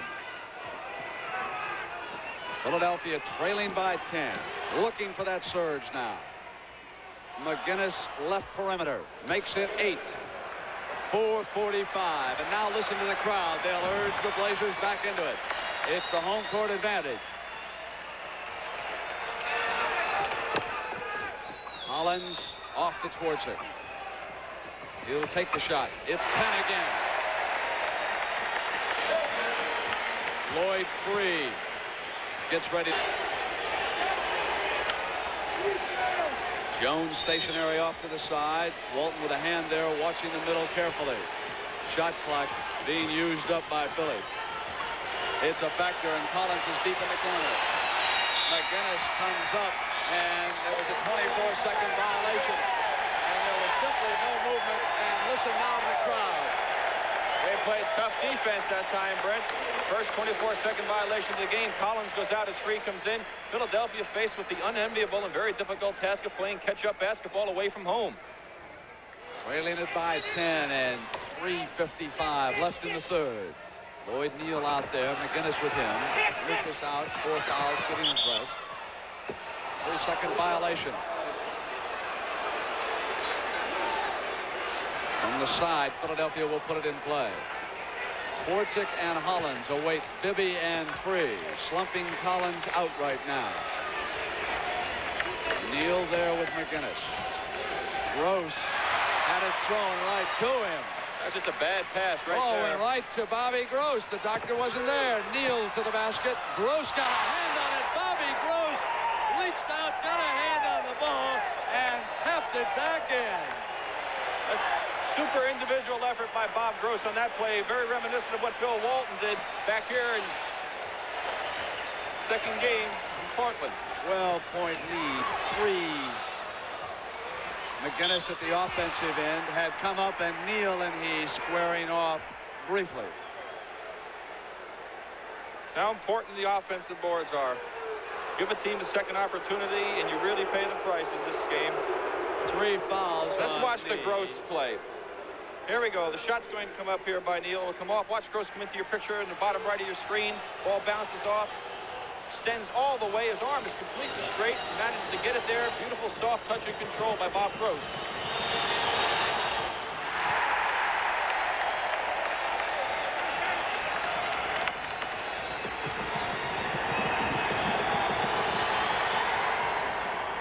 Make it 24 for McGinnis. By far his best showing. It's game 6. 83-72, an 11-point difference inside of 3 minutes left third quarter. Kemper Open final round is next. Neal maneuvering up in the air, goes to Gross, who comes up over Caldwell Jones. Inside, he taps it. Outside over a 7-footer. He thinks he's Julius Erving right now. Bibby off. Here they come again. Gross is on the right. Hollins is on the left. You know who the hot hand is right now, and there he is trying to get it underneath. He touched it, went out of bounds, and Bobby Gross knew it. Sixers cannot get over anxious now, Brent. They must come down, try to set up, get a good shot, not be in too much of a hurry. There's plenty of time to go. 76ers have scored 17 points this quarter. McGinnis has 9 of them. Free comes in, turns around with the jump shot. McGinnis with an offensive rebound wants the doctor. And Walton, with the outlet, was being challenged, and there was a whistle. Lloyd Free fouled Bill Walton, who is down on the floor. That's just adding insult to injury, actually, or compounding a problem. Lloyd Free, we'll watch the play. Here's Julius on the shot. Ball comes off. Bill Walton up there with that super timing, getting it right off the rim. Right there, Free hits him on the arm, picking up the backcourt foul. 3 fouls on the Blazers on the team situation, the first for the 76ers. But Free took a difficult shot. We just got done talking about trying to come down and get a good shot. He comes down, takes a turnaround over 2 men, misses the shot, and then commits a backcourt foul. Are there any doubts left in the world of basketball about whether or not Bill Walton can play in the National Basketball Association?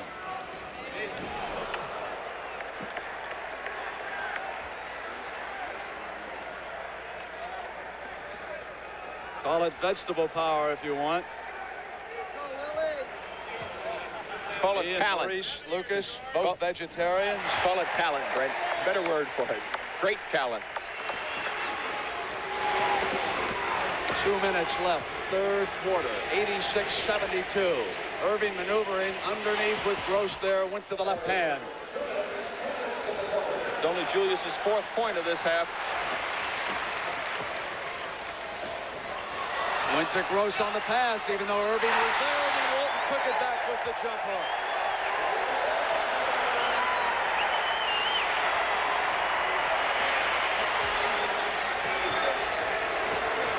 McGinnis gave it up to Jones. He comes back with a jump hook. Caldwell Jones makes it 88-76. 12 points in 128. And still it was that 10-point burst in quarter number 2. Richie Powers is calling a 2-shot foul on George McGinnis for throwing an elbow at Dave Twardzik.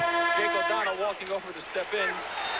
between the two, and I don't think Dave Twardzik was going to challenge George McGinnis, so there was really no need for that break. Walton receives an ovation. He'll go out. Along with Bobby Gross also.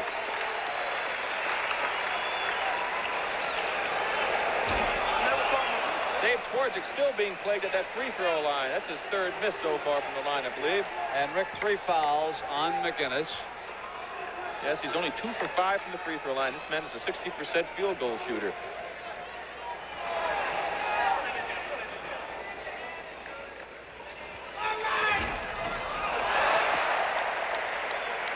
(89-76), a 13-point difference. 121. Calhoun will take Erving now. Twardzik on the double team. A chance for a three-pointer. So Julius doing it by himself again, trying to get this team back in. Held a little bit in check in the third quarter, but he's exploded now for 4 quick points, chance for 5.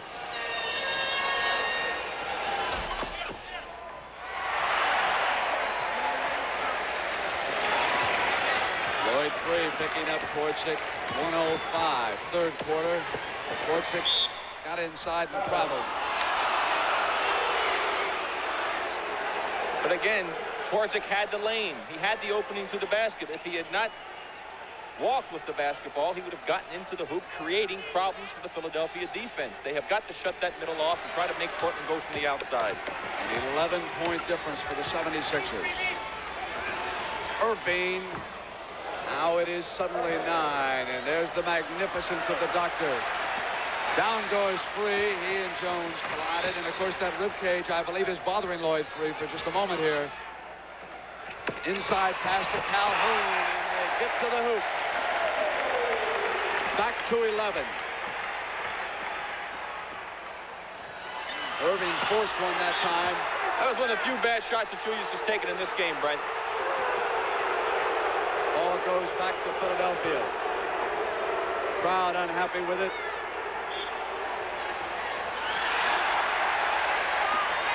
Here they come. Inside and off of Robin Jones. On that play, that pass from Lloyd Neal was to Dave Twardzik coming in the left side, and Robin Jones came in and kicked it out of bounds. With Walton watching for the sideline, and 19 seconds now toward 15. An 11-point Portland lead. Philly will try to cut it to 9 as they go to the sideline at the end of 3. No question what Free wants here. Came up and drew the foul.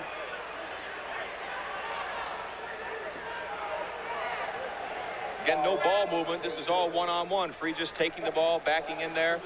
Sixers got a break on that type of play as Julius gets his first rest of this basketball game, wisely by Gene Shue, because they need him desperately in that fourth quarter, and he looked like he's a little tired in the last few games in the fourth quarter. Rick, that's his second rest. Didn't he play 21 minutes in the first half? I think they had right. They got him out there in the second quarter, right, for a few minutes. My mistake. But Julius is really working hard out there at both ends of the floor, and it takes its toll on you after a while. McGinnis, Jones, Free, Bryant, and Collins out there against Calhoun, Hollins, Twardzik, Neal, and Jones for the last 4 seconds. Pick him up at midcourt. Hollins motors past, comes up at the buzzer short. So it has come down to this. Portland leads Philadelphia 3 games to 2. 12 minutes for a championship.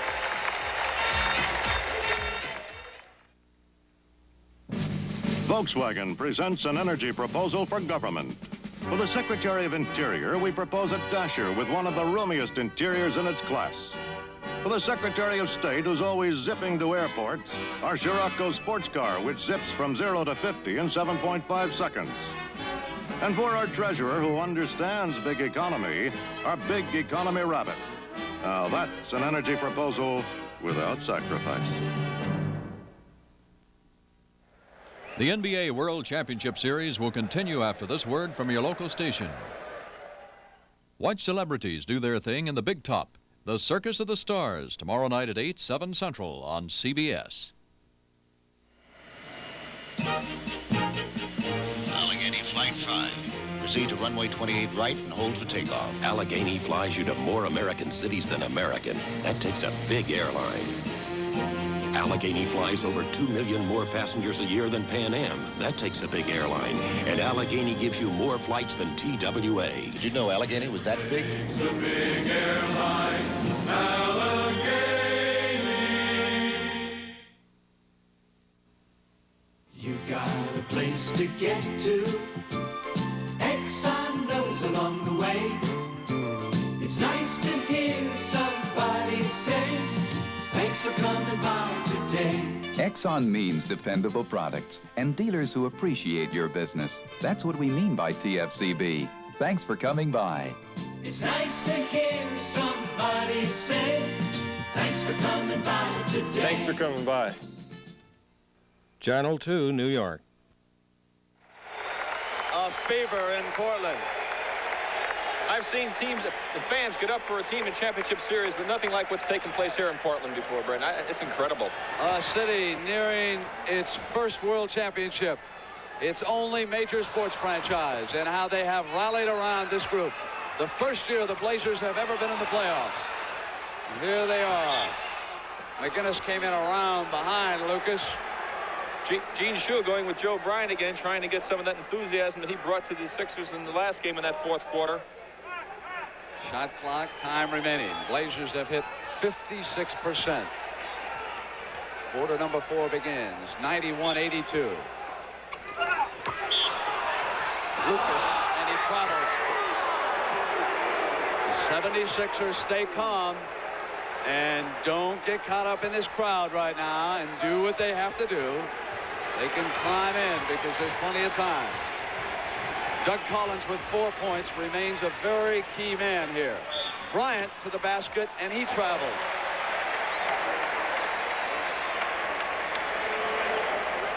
Turnovers in this situation right now could be also costly to the Sixers. Davis, Twardzik, Walton. Lucas and Gross. Erving will come back. Bryant with Gross. Davis at the top of the circle. McGinnis rebound. Off to Lloyd Free. Free comes up off the side of the glass. Twardzik was there on him. Free drew the foul. Julius comes back in the ball game as Free goes to the line. Twardzik picking up his 4th personal foul. Watch the play here. There goes Free going up for the shot. Twardzik comes from the side. He caught him on the arm as he tried to get out of the way, and the official saw the contact. Lionel Hollins there as Twardzik with 4 fouls goes out. Lloyd Free's 3rd point. Julius Erving has scored 30. McGinnis 24. Collins only 4. For the Blazers, 18 for Gross, 20 for Walton, 16 for Hollins, and 12 for Davis. McGinnis is there with Lucas. Lucas puts it down short. Knocked away, and here come the 76ers 3-on-1. Now it's 3-on-2. McGinnis holds inside. Erving at the glass. Tap back up. Free ball. And Free racing against Davis. Lloyd Free with control. Crowd wanting to foul. Lloyd Free up over Bill Walton. Not there. McGinnis runs it down in the corner. Caldwell Jones comes back. Lucas with a hand on McGinnis, and a foul is called. Maurice Lucas now has picked up 5 personal fouls. Here's the play right here. Maurice bumping him with the body, reaches in, hits him on the arm, fouled him twice before he got the first one called. 22nd injury timeout. Al Domenico out, tending to McGinnis. McGinnis kneeling down, hitting only 33% when he came into this 6th game. He has scored 24 points already. Arena. And I just really wonder if it's going to get to the players in the pace of this ballgame. Just sitting here, I can just feel how humid it is.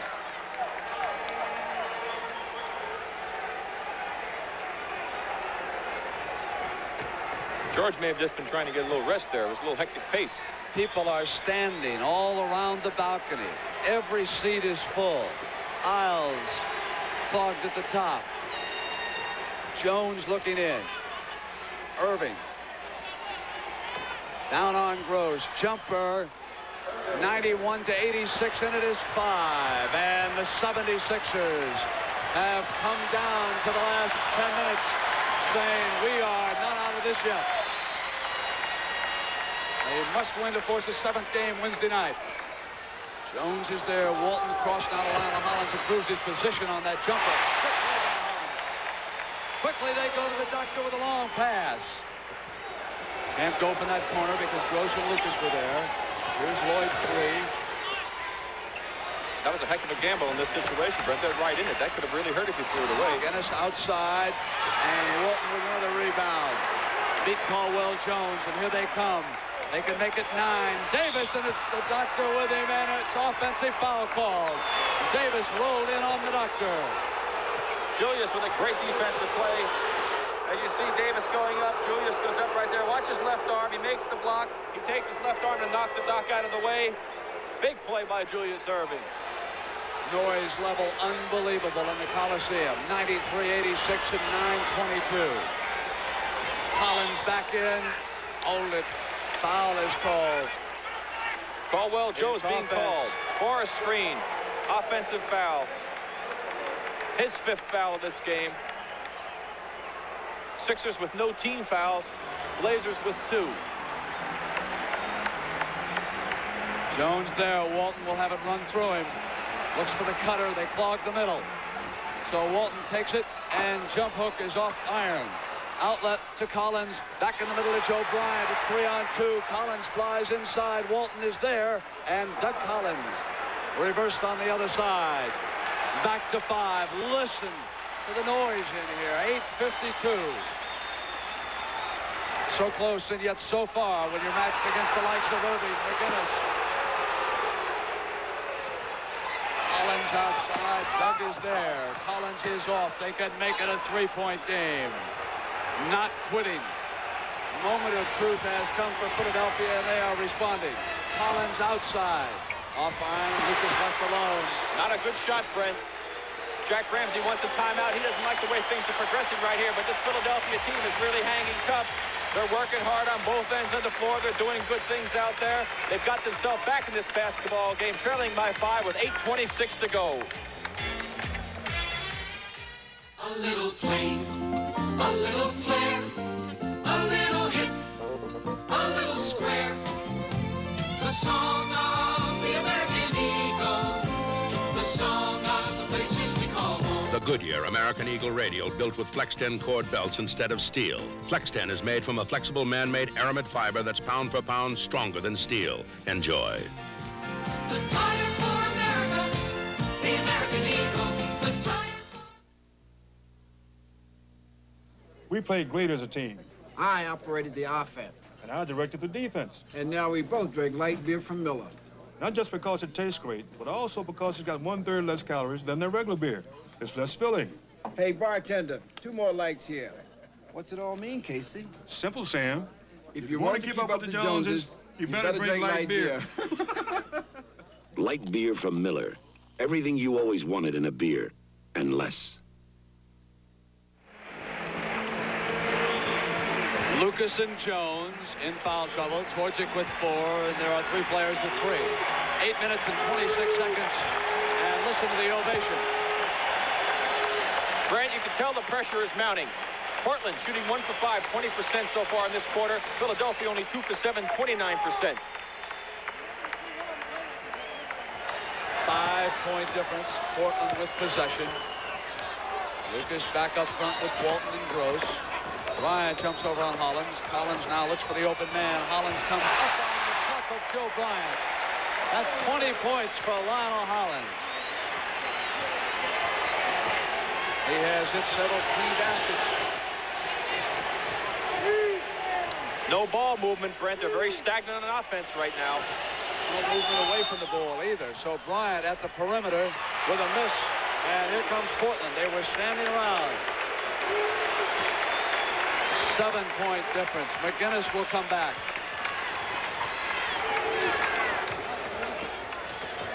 Jones out on Lucas. Erving is with Walton. Hollins shot. Bobby Gross offensive rebound. What a game he has played. That's a big break for Portland, Brent. That's a bad shot that time by Hollins. Gross happened to be in the right place. Again, the offensive rebound. They've worked harder off the glass at both ends throughout this series. No movement. All one-on-one, Brent. Free came up into Bill Walton underneath that time.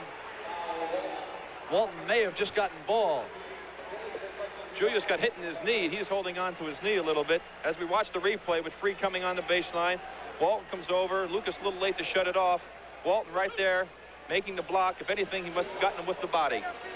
Gross, Walton, and Hollins. 20 points each for Jack Ramsey's Blazers. Doc again down the other end of the floor holding on to that right knee of his. Doesn't seem to be too bad, Brett. There's the doctor. 97, 14 left. Jones with 5 fouls challenging Walton. On the pick. Gross comes up. Down it goes. 99-90. Gene Shue has called a timeout again because the Sixers are starting to fall behind as they got close to 5, and Bobby Gross has certainly been the surprise of this series with his offensive performance. He's been getting one big basket after the other, doing one heck of a job for the Blazers.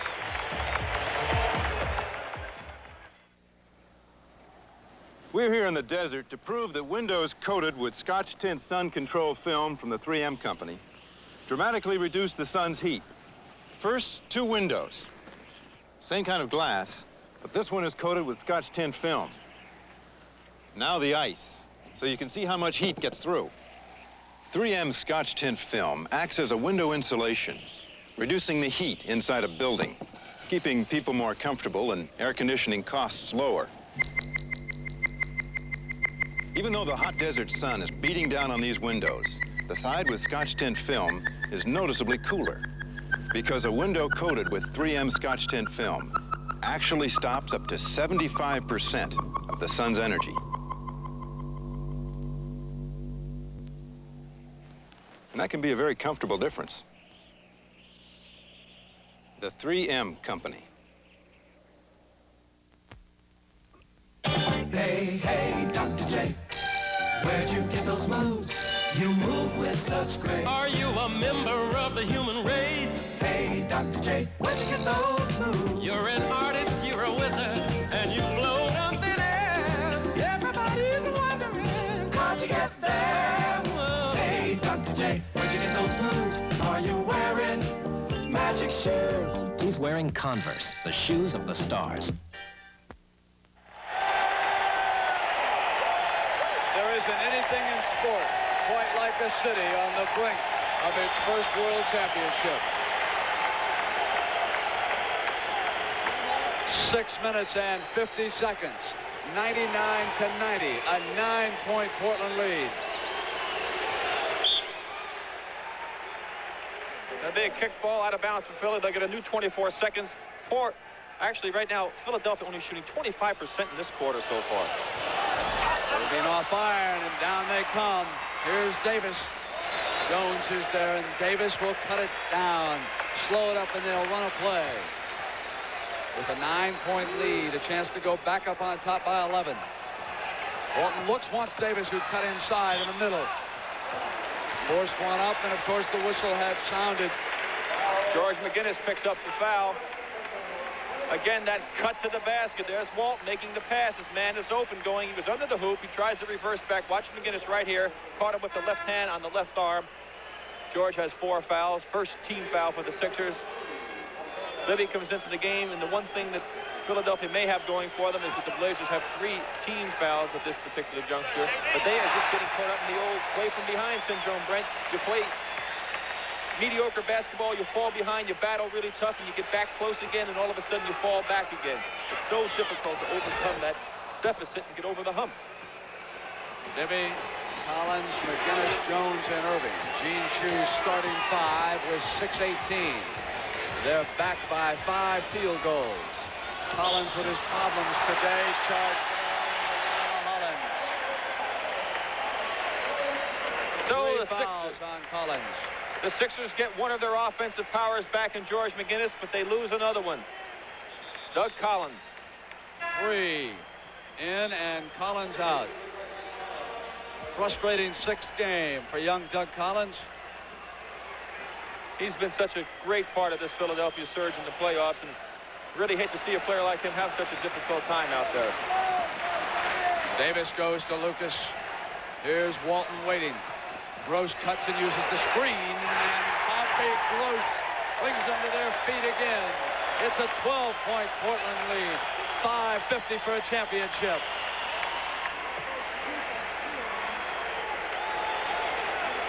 Erving. Gross is there. The doctor makes it 10 again, and for Julius, 34 points. Philadelphia's doing everything on one-on-one situations. Their ball movement is absolutely non-existent here in the second half. Ivy is with Lionel Hollins. McGinnis out on Lucas. It'll go through Walton, and Jones fouled him. He's out for Caldwell Jones. He has fouled out of the game. Joe Bryant checks in as Gene Shue elects to go with 3 forwards. And a story here is that Daryl Dawkins has not come back into this basketball game. He remains over on Gene Shue's bench. Philadelphia may have to go to that pressing defense they did in the fourth quarter in game number 5 if they hope to get back in this game. Turn it over, and here come the Sixers. Free with 3-on-2 is in the middle. Does it himself, goes left and misses. Bryant off to Bibby. 102-94, 8 points and 5 minutes. Ramsey trying to yell instructions. Almost impossible to hear anybody. Davis did get back across. Walton out high, checks over that right shoulder. McGinnis is on Walton right now. Back to Lucas. Erving coming in behind Lucas. Short. Bryant was sandwiched. Gross comes back into the glass. He's off. Loose ball, McGinnis. Here's Free. Doctor's on his right. They'll go to the doctor. 36 points now. 102. 96 with 4:25.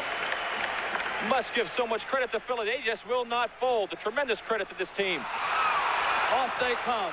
Chance to make it 4. McGinnis goes in, and he drew the foul from Gross. Bobby Gross fouled him. 26 points for McGinnis. If Bobby were really thinking a little bit, but of course it's easy to say it sitting here, he could have run out, as you see George coming in right now. He could have run out and fouled him right now. George is not shooting good from the free throw line. He knows he's going to go in there. He's a big, strong guy, so he makes a play where he gives him the basket a chance for the free throw. He should have fouled him before he went there, given him the free throws. Gross takes a break. Corky Calhoun in. A 4-point difference. Philadelphia needing to win. And there's Daryl Dawkins. Gene Shue electing to leave him on the bench and go with McGinnis in the situation against Walton. Experience, big factor here. Off iron with his free throw. Collins back. Collins has an open man. It's Calhoun. They have 2 men back. Boy, that really hurt. A very big defensive mistake by the Sixers in that situation. They break 2 men off the missed free throw. Bibby complaining to Jake O'Donnell bitterly. Handles the ball. And Lucas pops out and forces the steal. They've come back. Lucas to the basket, ran into Bibby. Big Luke goes down in a heap. He's not hurt, Brent. I don't think he's hurt. He just was fouled by Bibby, lost his balance, didn't look like he hurt anything. But again, as you saw on the play there when he went down, the play that Philadelphia may remember is George McGinnis missing that free throw. They threw it out and got a layup down the other end. That play just might have broken their back. They had a man stationed right here at the wing. There was 176er back. They broke off the rebound, a free man on the right wing, and it was 2-on-1. Here's the play with Lucas coming off on the next break on a good defensive steal. You see him up in the air. Bibby caught his left leg, knocked him off balance. He came down fairly hard. I think Maurice is a little tired, taking a blow. Hopefully he's not injured. Hate to this game, Rick, and before this game is over, we'll go back down to Charlotte, North Carolina, and get an update so that you're in touch with everything that's happening at the Kemper Open. Interestingly enough, Tom Weisskopf has not been on the top there. Let's now go down to Ben Skelly live at the Kemper in Charlotte, North Carolina. Ben? Arnold Palmer is building a house here, but Tom Weiskopf has found a home at Quail Hollow in North Carolina. He won here in 71 and 73. He's also had 2 second-place finishes, and you can see he has forged to the front, breaking the log jam to go at 12 under through 11, 2 strokes over a trio of Rogers, Burns, and Tewell. Graham and Archer picking up the rear, and 9 tied at 7, so stay right where you are. We're going to have a great finish here. And now, a length of the court pass back to Brent Musburger in Portland. Back in Portland, 3 minutes and 50 seconds remain. The Trailblazers up by 6 and will be coming down to the free throw line. Maurice Lucas was tended to by Ron Culp. He's fine. That free throw situation we mentioned before all of a sudden is not that big a factor. The Blazers have 4 team fouls. The Sixers now have 3.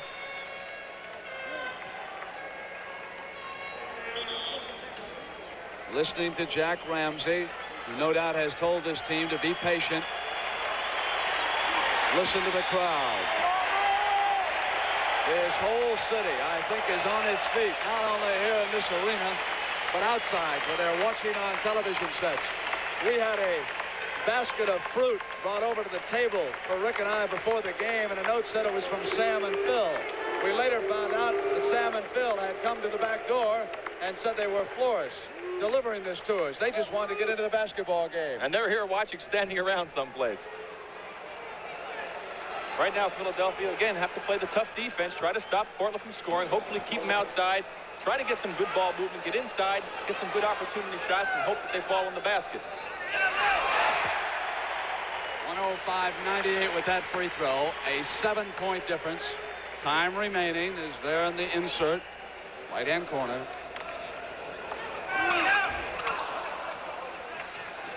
Lucas has scored 11 points here in the 6th game. Portland 3 minutes and 40 seconds away. Philly needs a win to get it back to the Spectrum for Game 7 Wednesday night.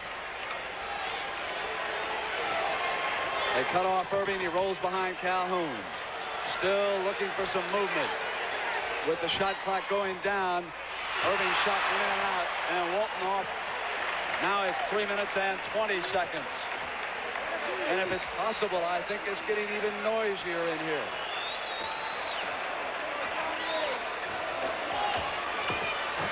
Collins up on the shot. McGinnis off to Lloyd free. Davis is there, free.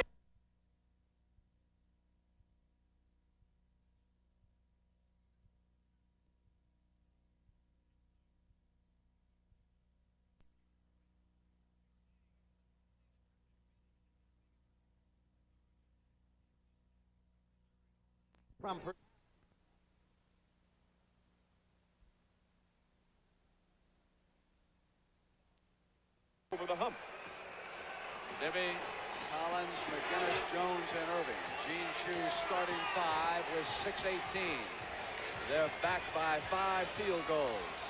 Collins with his problems today. Charged Hollins. So 3 fouls on Collins. The Sixers get one of their offensive powers back in George McGinnis, but they lose another one. Doug Collins. 3 in and Collins out. Frustrating 6th game for young Doug Collins.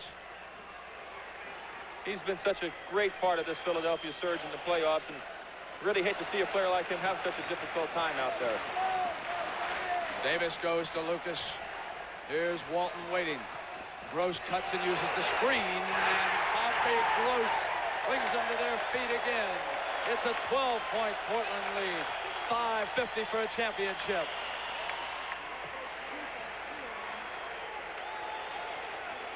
Erving. Gross is there. The doctor makes it 10 again, and for Julius, 34 points. Philadelphia's doing everything on one-on-one situations. Their ball movement is absolutely non-existent here in the second half. Ivy is with Lionel Hollins. McGinnis out on Lucas. It'll go through Walton, and Jones fouled him. He's out for Caldwell Jones. He has fouled out of the game. Joe Bryant checks in as Gene Shue elects to go with 3 forwards. And the story here is that Daryl Dawkins has not come back into this basketball game. He remains over on Gene Shue's bench. Philadelphia may have to go to that pressing defense they did in the fourth quarter in game number 5 if they hope to get back in this game. Turn it over, and here come the Sixers. Free with 3-on-2 is in the middle. Does it himself, goes left and misses. Bryant off to Bibby. Over the hump. Bibby, Collins, McGinnis, Jones, and Erving. Gene Shue's starting 5 with 6:18. They're back by 5 field goals. Collins with his problems today. Charged Collins. So the fouls Sixers on Collins.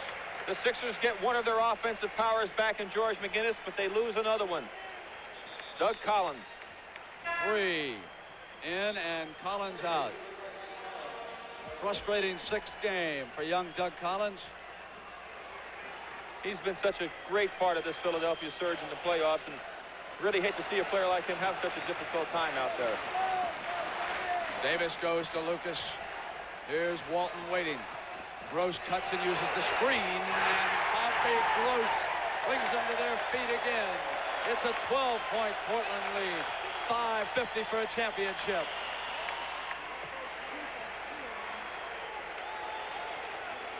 Erving. Gross is there. The doctor makes it 10 again, and for Julius, 34 points. Philadelphia's doing everything on one-on-one situations. Their ball movement is absolutely non-existent here in the second half. Bibby is with Lionel Hollins. McGinnis out on Lucas. It'll go through Walton, and Jones fouled him. He's out for Caldwell Jones. He has fouled out of the game. Joe Bryant checks in as Gene Shue elects to go with 3 forwards. And the story here is that Daryl Dawkins has not come back into this basketball game. He remains over on Gene Shue's bench. Philadelphia may have to go to that pressing defense they did in the fourth quarter in game number 5 if they hope to get back in this game. Turn it over, and here come the Sixers. Free with 3-on-2 is in the middle. Does it himself, goes left and misses. Bryant off to Bibby. 102-94, 8 points and 5 minutes. Ramsey trying to yell instructions. Almost impossible to hear anybody. Davis did get back across. Walton out high, checks over that right shoulder. McGinnis is on Walton right now. Back to Lucas. Erving coming in behind Lucas. Short. Bryant was sandwiched. Gross comes back into the glass. He's off. Loose ball, McGinnis. Here's Free. Doctor's on his right. They'll go to the doctor. 36 points now. 102. 96 with 4:25. Must give so much credit to Philly. They just will not fold. A tremendous credit to this team. Off they come. Chance to make it 4. McGinnis goes in, and he drew the foul from Gross. Bobby Gross fouled him. Brandon, 26 points for McGinnis. If Bobby were really thinking a little bit, but of course it's easy to say it sitting here, he could have run out, as you see George coming in right now. He could have run out and fouled him right now. George is not shooting good from the free throw line. He knows he's going to go in there. He's a big, strong guy, so he makes a play where he gives him the basket a chance for the free throw. He should have fouled him before he went there, given him the free throws. Gross takes a break. Corky Calhoun in. A 4-point difference. Philadelphia needing a win. And there's Daryl Dawkins. Gene Shue electing to leave him on the bench and go with McGinnis in this situation against Walton. Experience, big factor here. Off iron with his free throw. Collins back. Collins has an open man. It's Calhoun. They have 2 men back. Boy, that really hurt. A very big defensive mistake by the Sixers in that situation. They break 2 men off the missed free throw. Bibby complaining to Jake O'Donnell bitterly. Handles the ball. And Lucas pops out and forces the steal. They've come back. Lucas to the basket, ran into Bibby. Big Luke goes down in a heap. He's not hurt, Brent. I don't think he's hurt. He just was fouled by Bibby, lost his balance, didn't look like he hurt anything. But again, as you saw on the play there when he went down, the play that Philadelphia may remember is George McGinnis missing that free throw. They threw it out and got a layup down the other end. That play just might have broken their back. They had a man stationed right here at the wing. There was one 76er back. They broke off the rebound, a free man on the right wing, and it was 2-on-1. Here's the play with Lucas coming off on the next break on a good defensive steal. You see him up in the air. Bibby caught his left leg, knocked him off balance. He came down fairly hard. I think Maurice is a little tired, taking a blow. Hopefully he's not injured. Hate to see anybody get hurt. Final round of the Kemper Open is coming up after this game, Rick, and before this game is over, we'll go back down to Charlotte, North Carolina, and get an update so that you're in touch with everything that's happening at the Kemper Open. Interestingly enough, Tom Weiskopf has not been on the top there. Let's now go down to Ben Skelly live at the Kemper in Charlotte, North Carolina. Ben? Arnold Palmer is building a house here, but Tom Weiskopf has found a home at Quail Hollow in North Carolina. He won here in 71 and 73. He's also had 2 second-place finishes, and you can see he has forged to the front, breaking the log jam to go at 12 under through 11, 2 strokes over a trio of Rogers, Burns, and Tewell. Graham and Archer picking up the rear, and 9 tied at 7, so stay right where you are. We're going to have a great finish here. And now, a length of the court pass back to Brent Musburger in Portland. Back in Portland, 3 minutes and 50 seconds remain. The Trailblazers up by 6 and will be coming down to the free throw line. Maurice Lucas was tended to by Ron Culp. He's fine. That free throw situation we mentioned before all of a sudden is not that big a factor. The Blazers have 4 team fouls. The Sixers now have 3.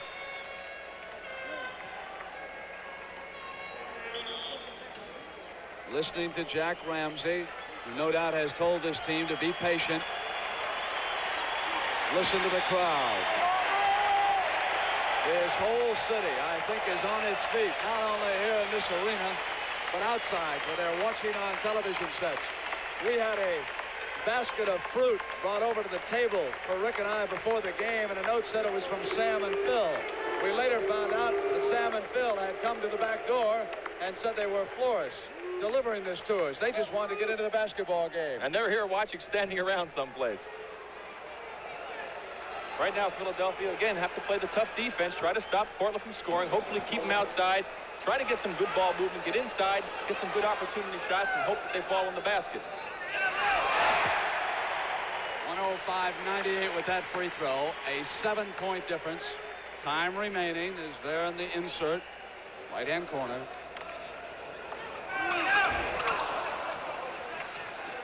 Lucas has scored 11 points here in the 6th game. Portland 3 minutes and 40 seconds away. Philly needs a win to get it back to the Spectrum for Game 7 Wednesday night.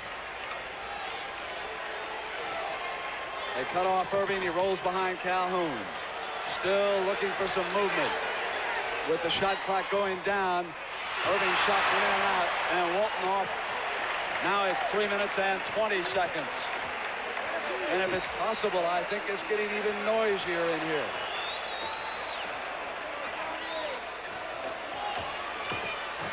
Hollins up on the shot. McGinnis off to Lloyd free. Davis is there, free. Came up and was fouled. In that situation, he took a blow on his side. He's in obvious pain. You can see him right there. He is hurting. There's no question about it. He really is hurting. Hairline fracture of a rib in a violent collision with Mike Newland during the Houston series.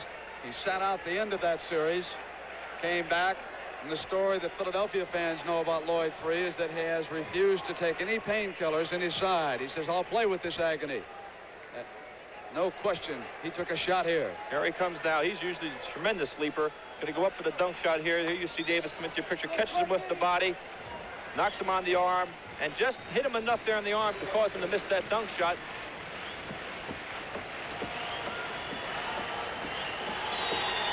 Free is now 7 for 7 from the free throw line. Plenty of time to go. Philadelphia is still right in the thick of it. You can still see Lloyd Free wincing, holding on to his rib cage. This man's showing a lot of guts out here, Brent.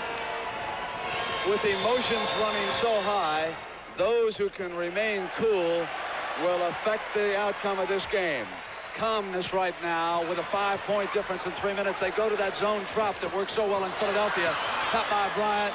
Hollins goes after it. Knocked out of bounds. Now, yesterday at the Portland practice, Jack Ramsey worked long and hard against that zone press, and of course, he's one of the college coaches who designed it. Right now, I was surprised to see Bill Walton throw that kind of pass. That's the type of pass the defense wants you to throw in that situation, a long, high pass. As Collins comes in. Walton going up on McGinnis, off iron. Oh! Had driven back in, and McGinnis fouled him. What a bad break for Philadelphia that time. Portland just living right in this situation. Julius had the rebound. Lost control, got knocked away by Lucas. He'll go to the foul line. 4 fouls on the Sixers. He'll only have 2 shots. That is 5 fouls on McGinnis. Erving complaining that he was also fouled. 5 on Lucas. Jones, of course, fouled out. First free throw.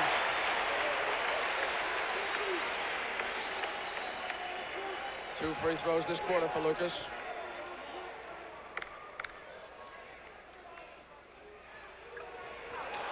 Six-point lead and 2 minutes and 45 seconds, and here come the 76ers. Collins back to Erving. Julius is off. Lucas looking for outlet. They drop back, and they can go up by 8. Jack Ramsey 35. Jack Ramsey wants him to use that clock up. Walton inside to Lucas. Bryant came over on him. Bryant fouling him as he crashed into Lucas's back.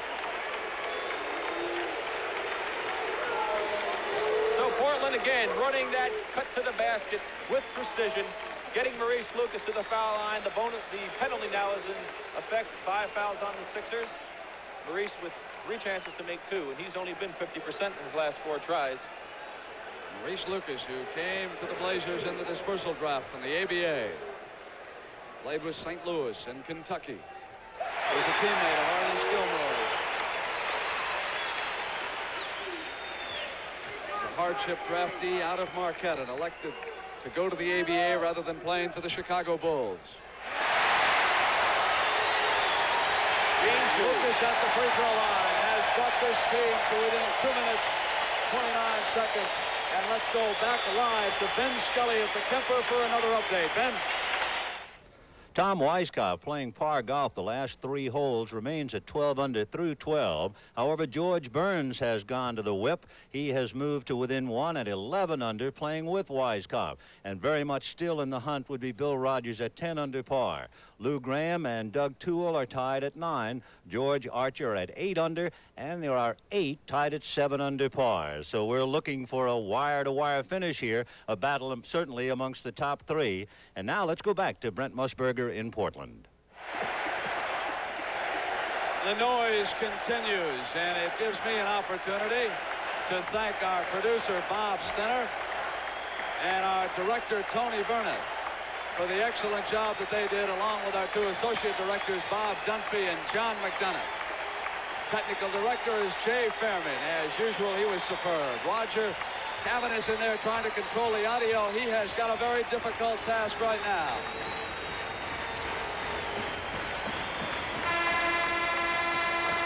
Brooks Graham, of course, the man in charge of our technical crew, and he certainly deserves to be thanked for the job he did not only here, but all season long for CBS. And here they come. And listen now to the audio level here in the Memorial Coliseum in Portland.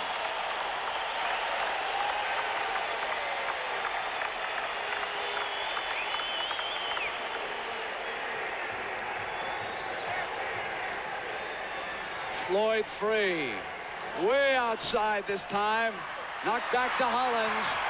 Trailing by 8. Free missed one of his outside specialties. On the double team, 76ers get it back.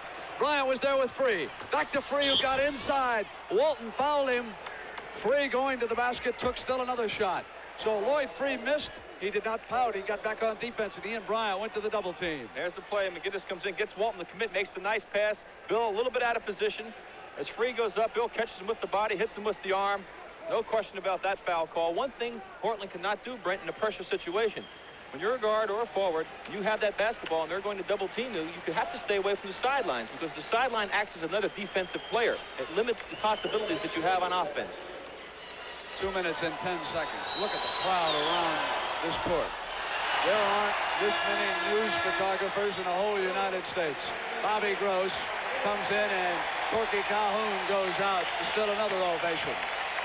They will be pressing all over the court right now. You can rest assured of that. Lloyd Free, who was perfect from the line, misses two.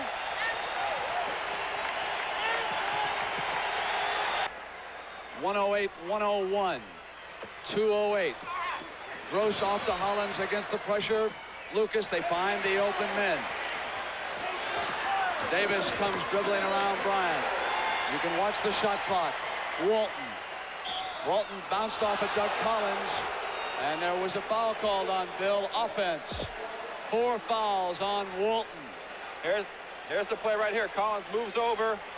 Well, Doug was not set that time. Philadelphia got a break on it. Doug Collins, very good in making that type of move in a defensive situation. Philadelphia must make up 7 in 152, and again it's Free. They double team him, and here's Erving up over Gross. It is 5 with 146. Pressure in the backcourt. Double team the Bull. There's got to be all kinds of white jerseys, and they get it up court. That's smart. That's smart by Lucas. The clock is their biggest ally, Brent. They do not need to score. They can just hold that ball out there right now. Leading by 5 with 1.5 minutes. They bring the shot clock down. Watch it when it gets inside 5. There it is.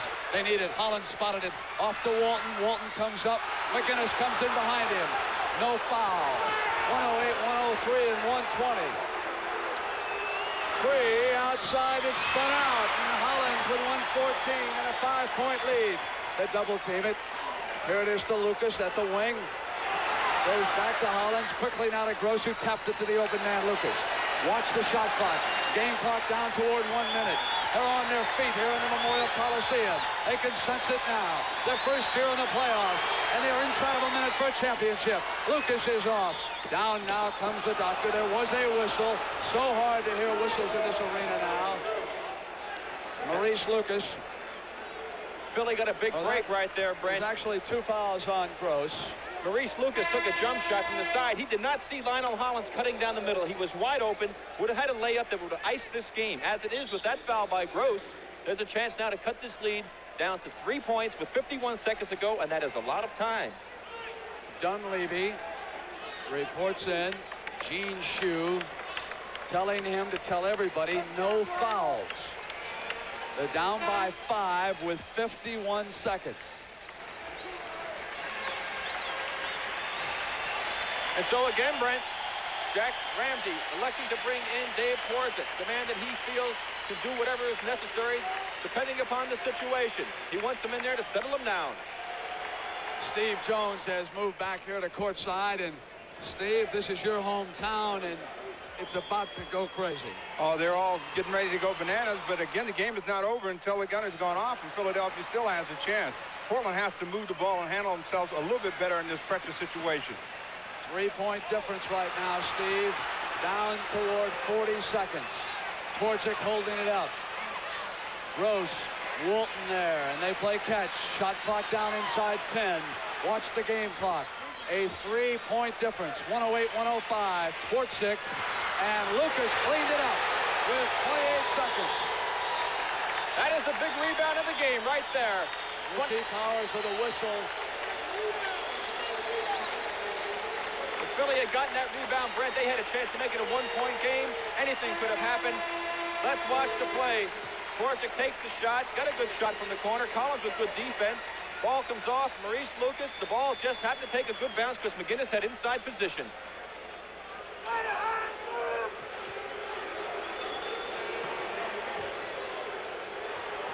Lucas at the free throw line.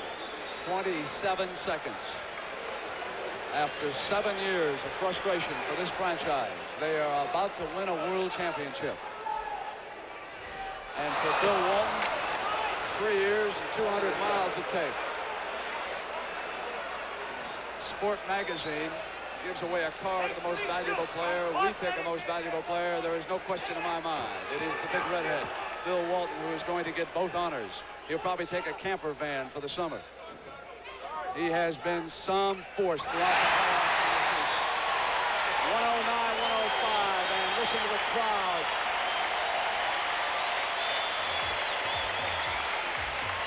Got a timeout here. They bring him over. Just 27 seconds, and Portland, Oregon will erupt with a championship. At Allegheny Ludlam Industries, we're in a very special business because we make and use special metals in a lot of different ways nobody else does. Like that Jacobson mower back there. It's made by one of our companies. And we make an electronic component for digital watches, too. We create a lot of different things you live with every day, all the way from this True Temper golf shaft to the stainless steel skin for this.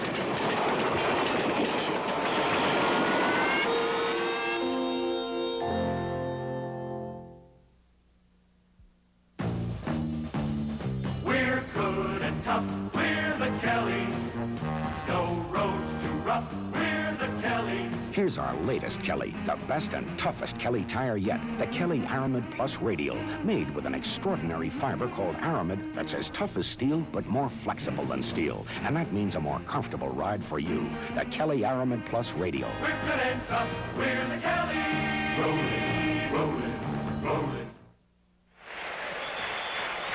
I remember that winter afternoon in Green Bay, Wisconsin. It was the Packers and the New York Giants. And the Packers played with such precision after having lost the title game the year before to the Philadelphia Eagles. Now it's a different sport, a different city, but the same feeling.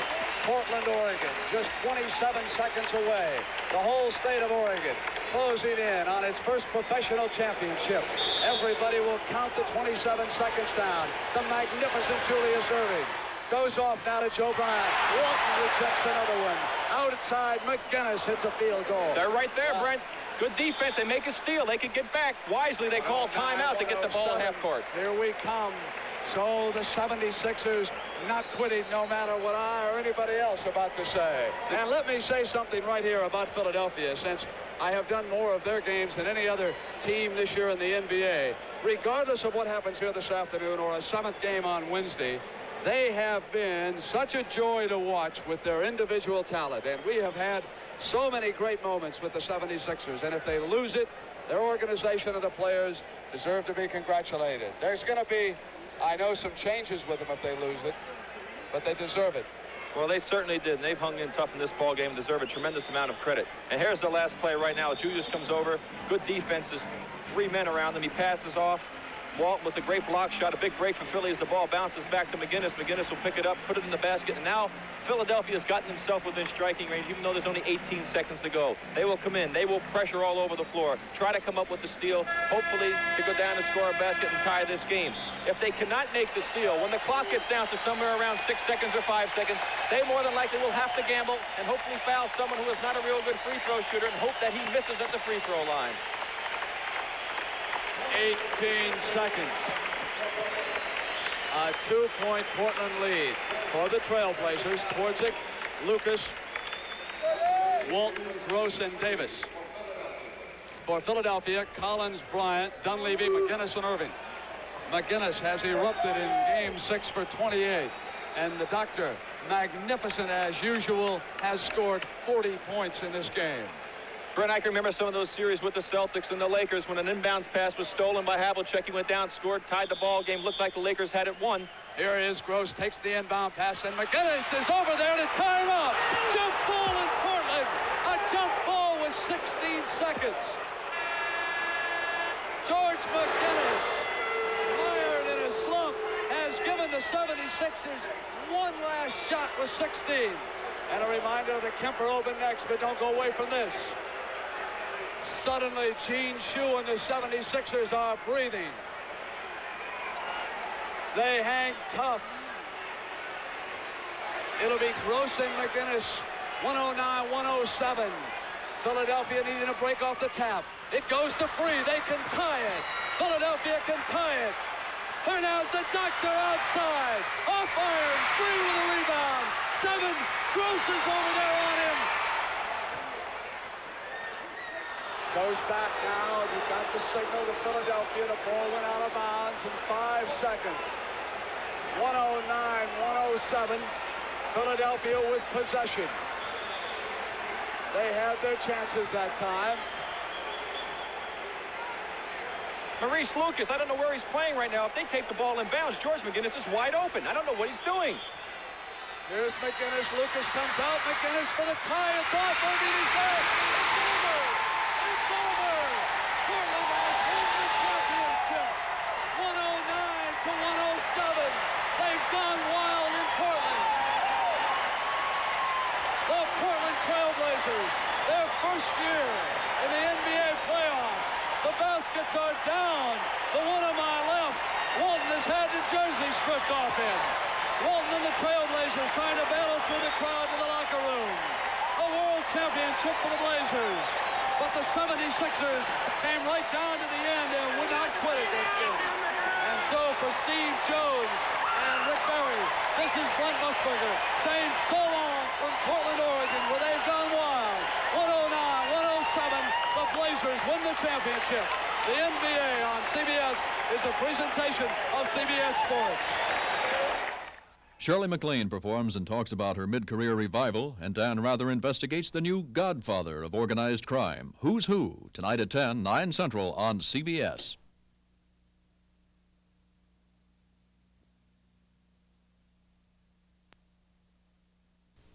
Good evening, everyone. I'm Dwayne Bach. Portland's Trailblazers won the World Championship of Basketball tonight, and it's turned our city into a celebrating one. Here's a report on the game from Rick Metzger. As you said, Dwayne, the championship of the world came to Portland, Oregon today in professional basketball, and it came in convincing style as the Blazers down the Philadelphia 76ers for the fourth time in a row, 109 to 107. The game was closer than any of the other five, but the Blazers started their run in the second quarter. With the score tied at 40, Walton hits a jumper. Lucas now far side to Bob Gross. On top gives to Lionel Hollins, working against Free. It's 44-40 Blazers. Erving has his pass now stolen by Lionel Hollins. He drives all the way down the defense. Shot won't go, but Lucas follows with the stuff. Gross now with the ball on top, working against Erving. He drives the left side, puts the shot off the glass. It's 48-40. McGinnis now misses for the 76ers. Walton taps ahead to Lionel, drives against Free. He cocks his rifle. It's 50-40.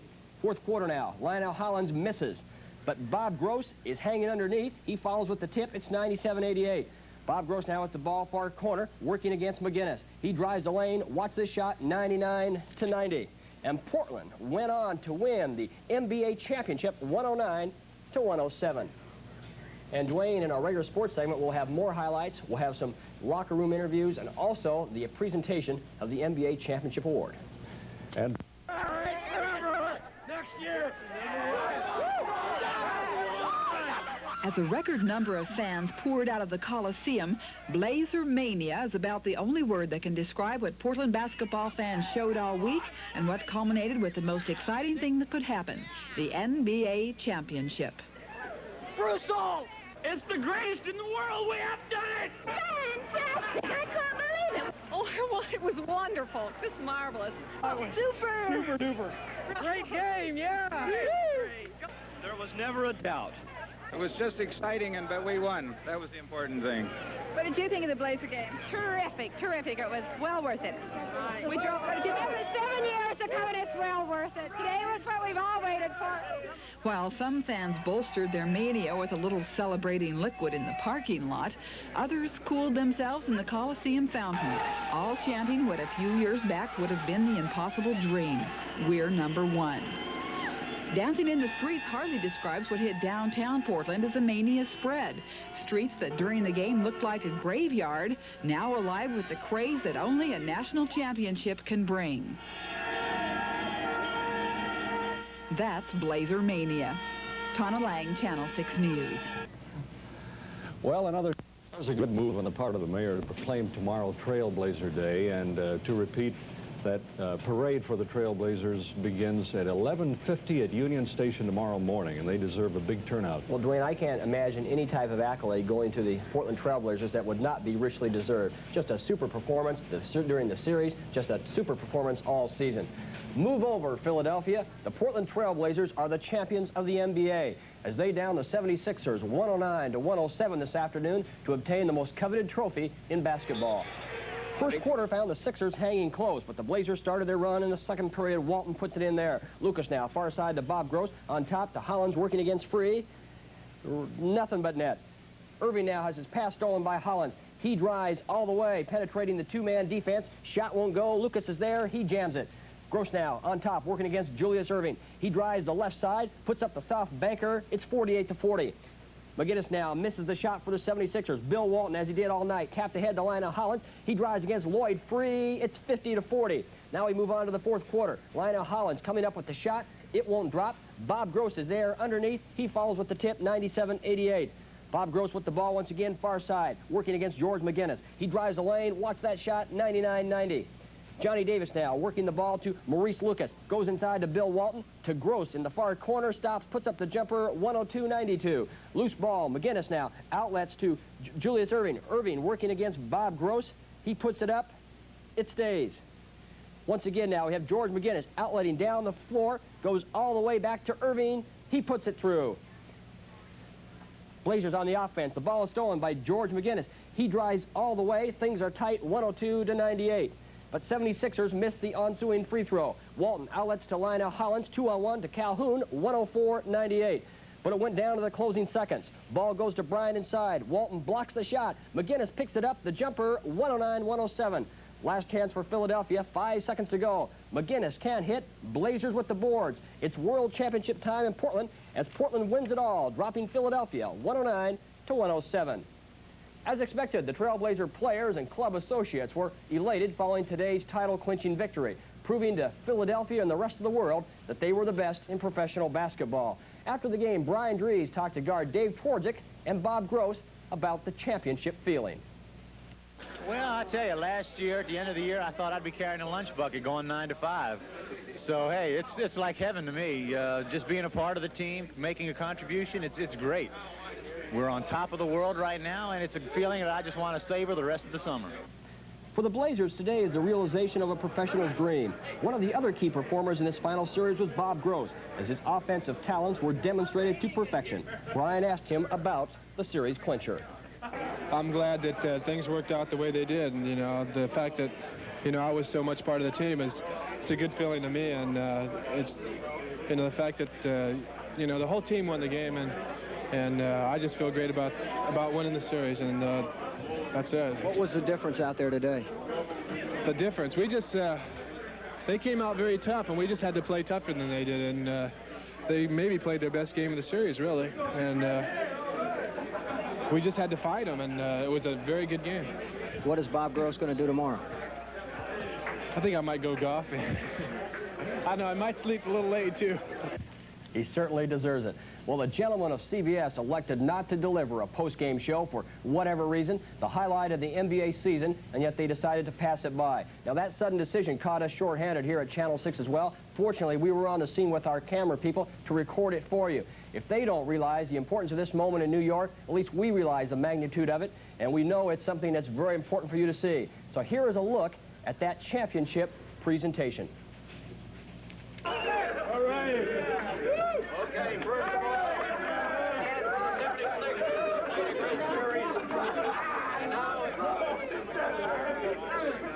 we have a trophy here that we're going to present.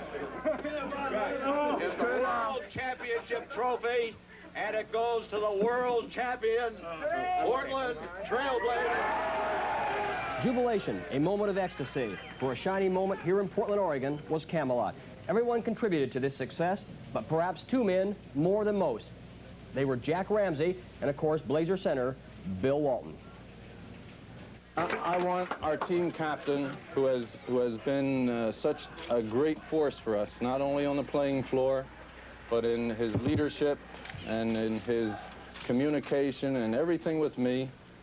I've never coached a better player, I've never coached a better competitor, and I've never coached a better person than Bill Walton.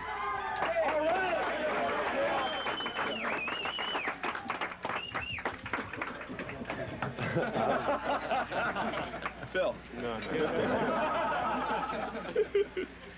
I really don't have nothing to say. Aren't you happy? It was a good game. It was a good game, and you know the 76ers are one of the best teams I've ever played against, and I'm real happy. And, We're better. I think so. You know, and we proved it. We proved that we were. They had the home court advantage, and we took it from them, and we won.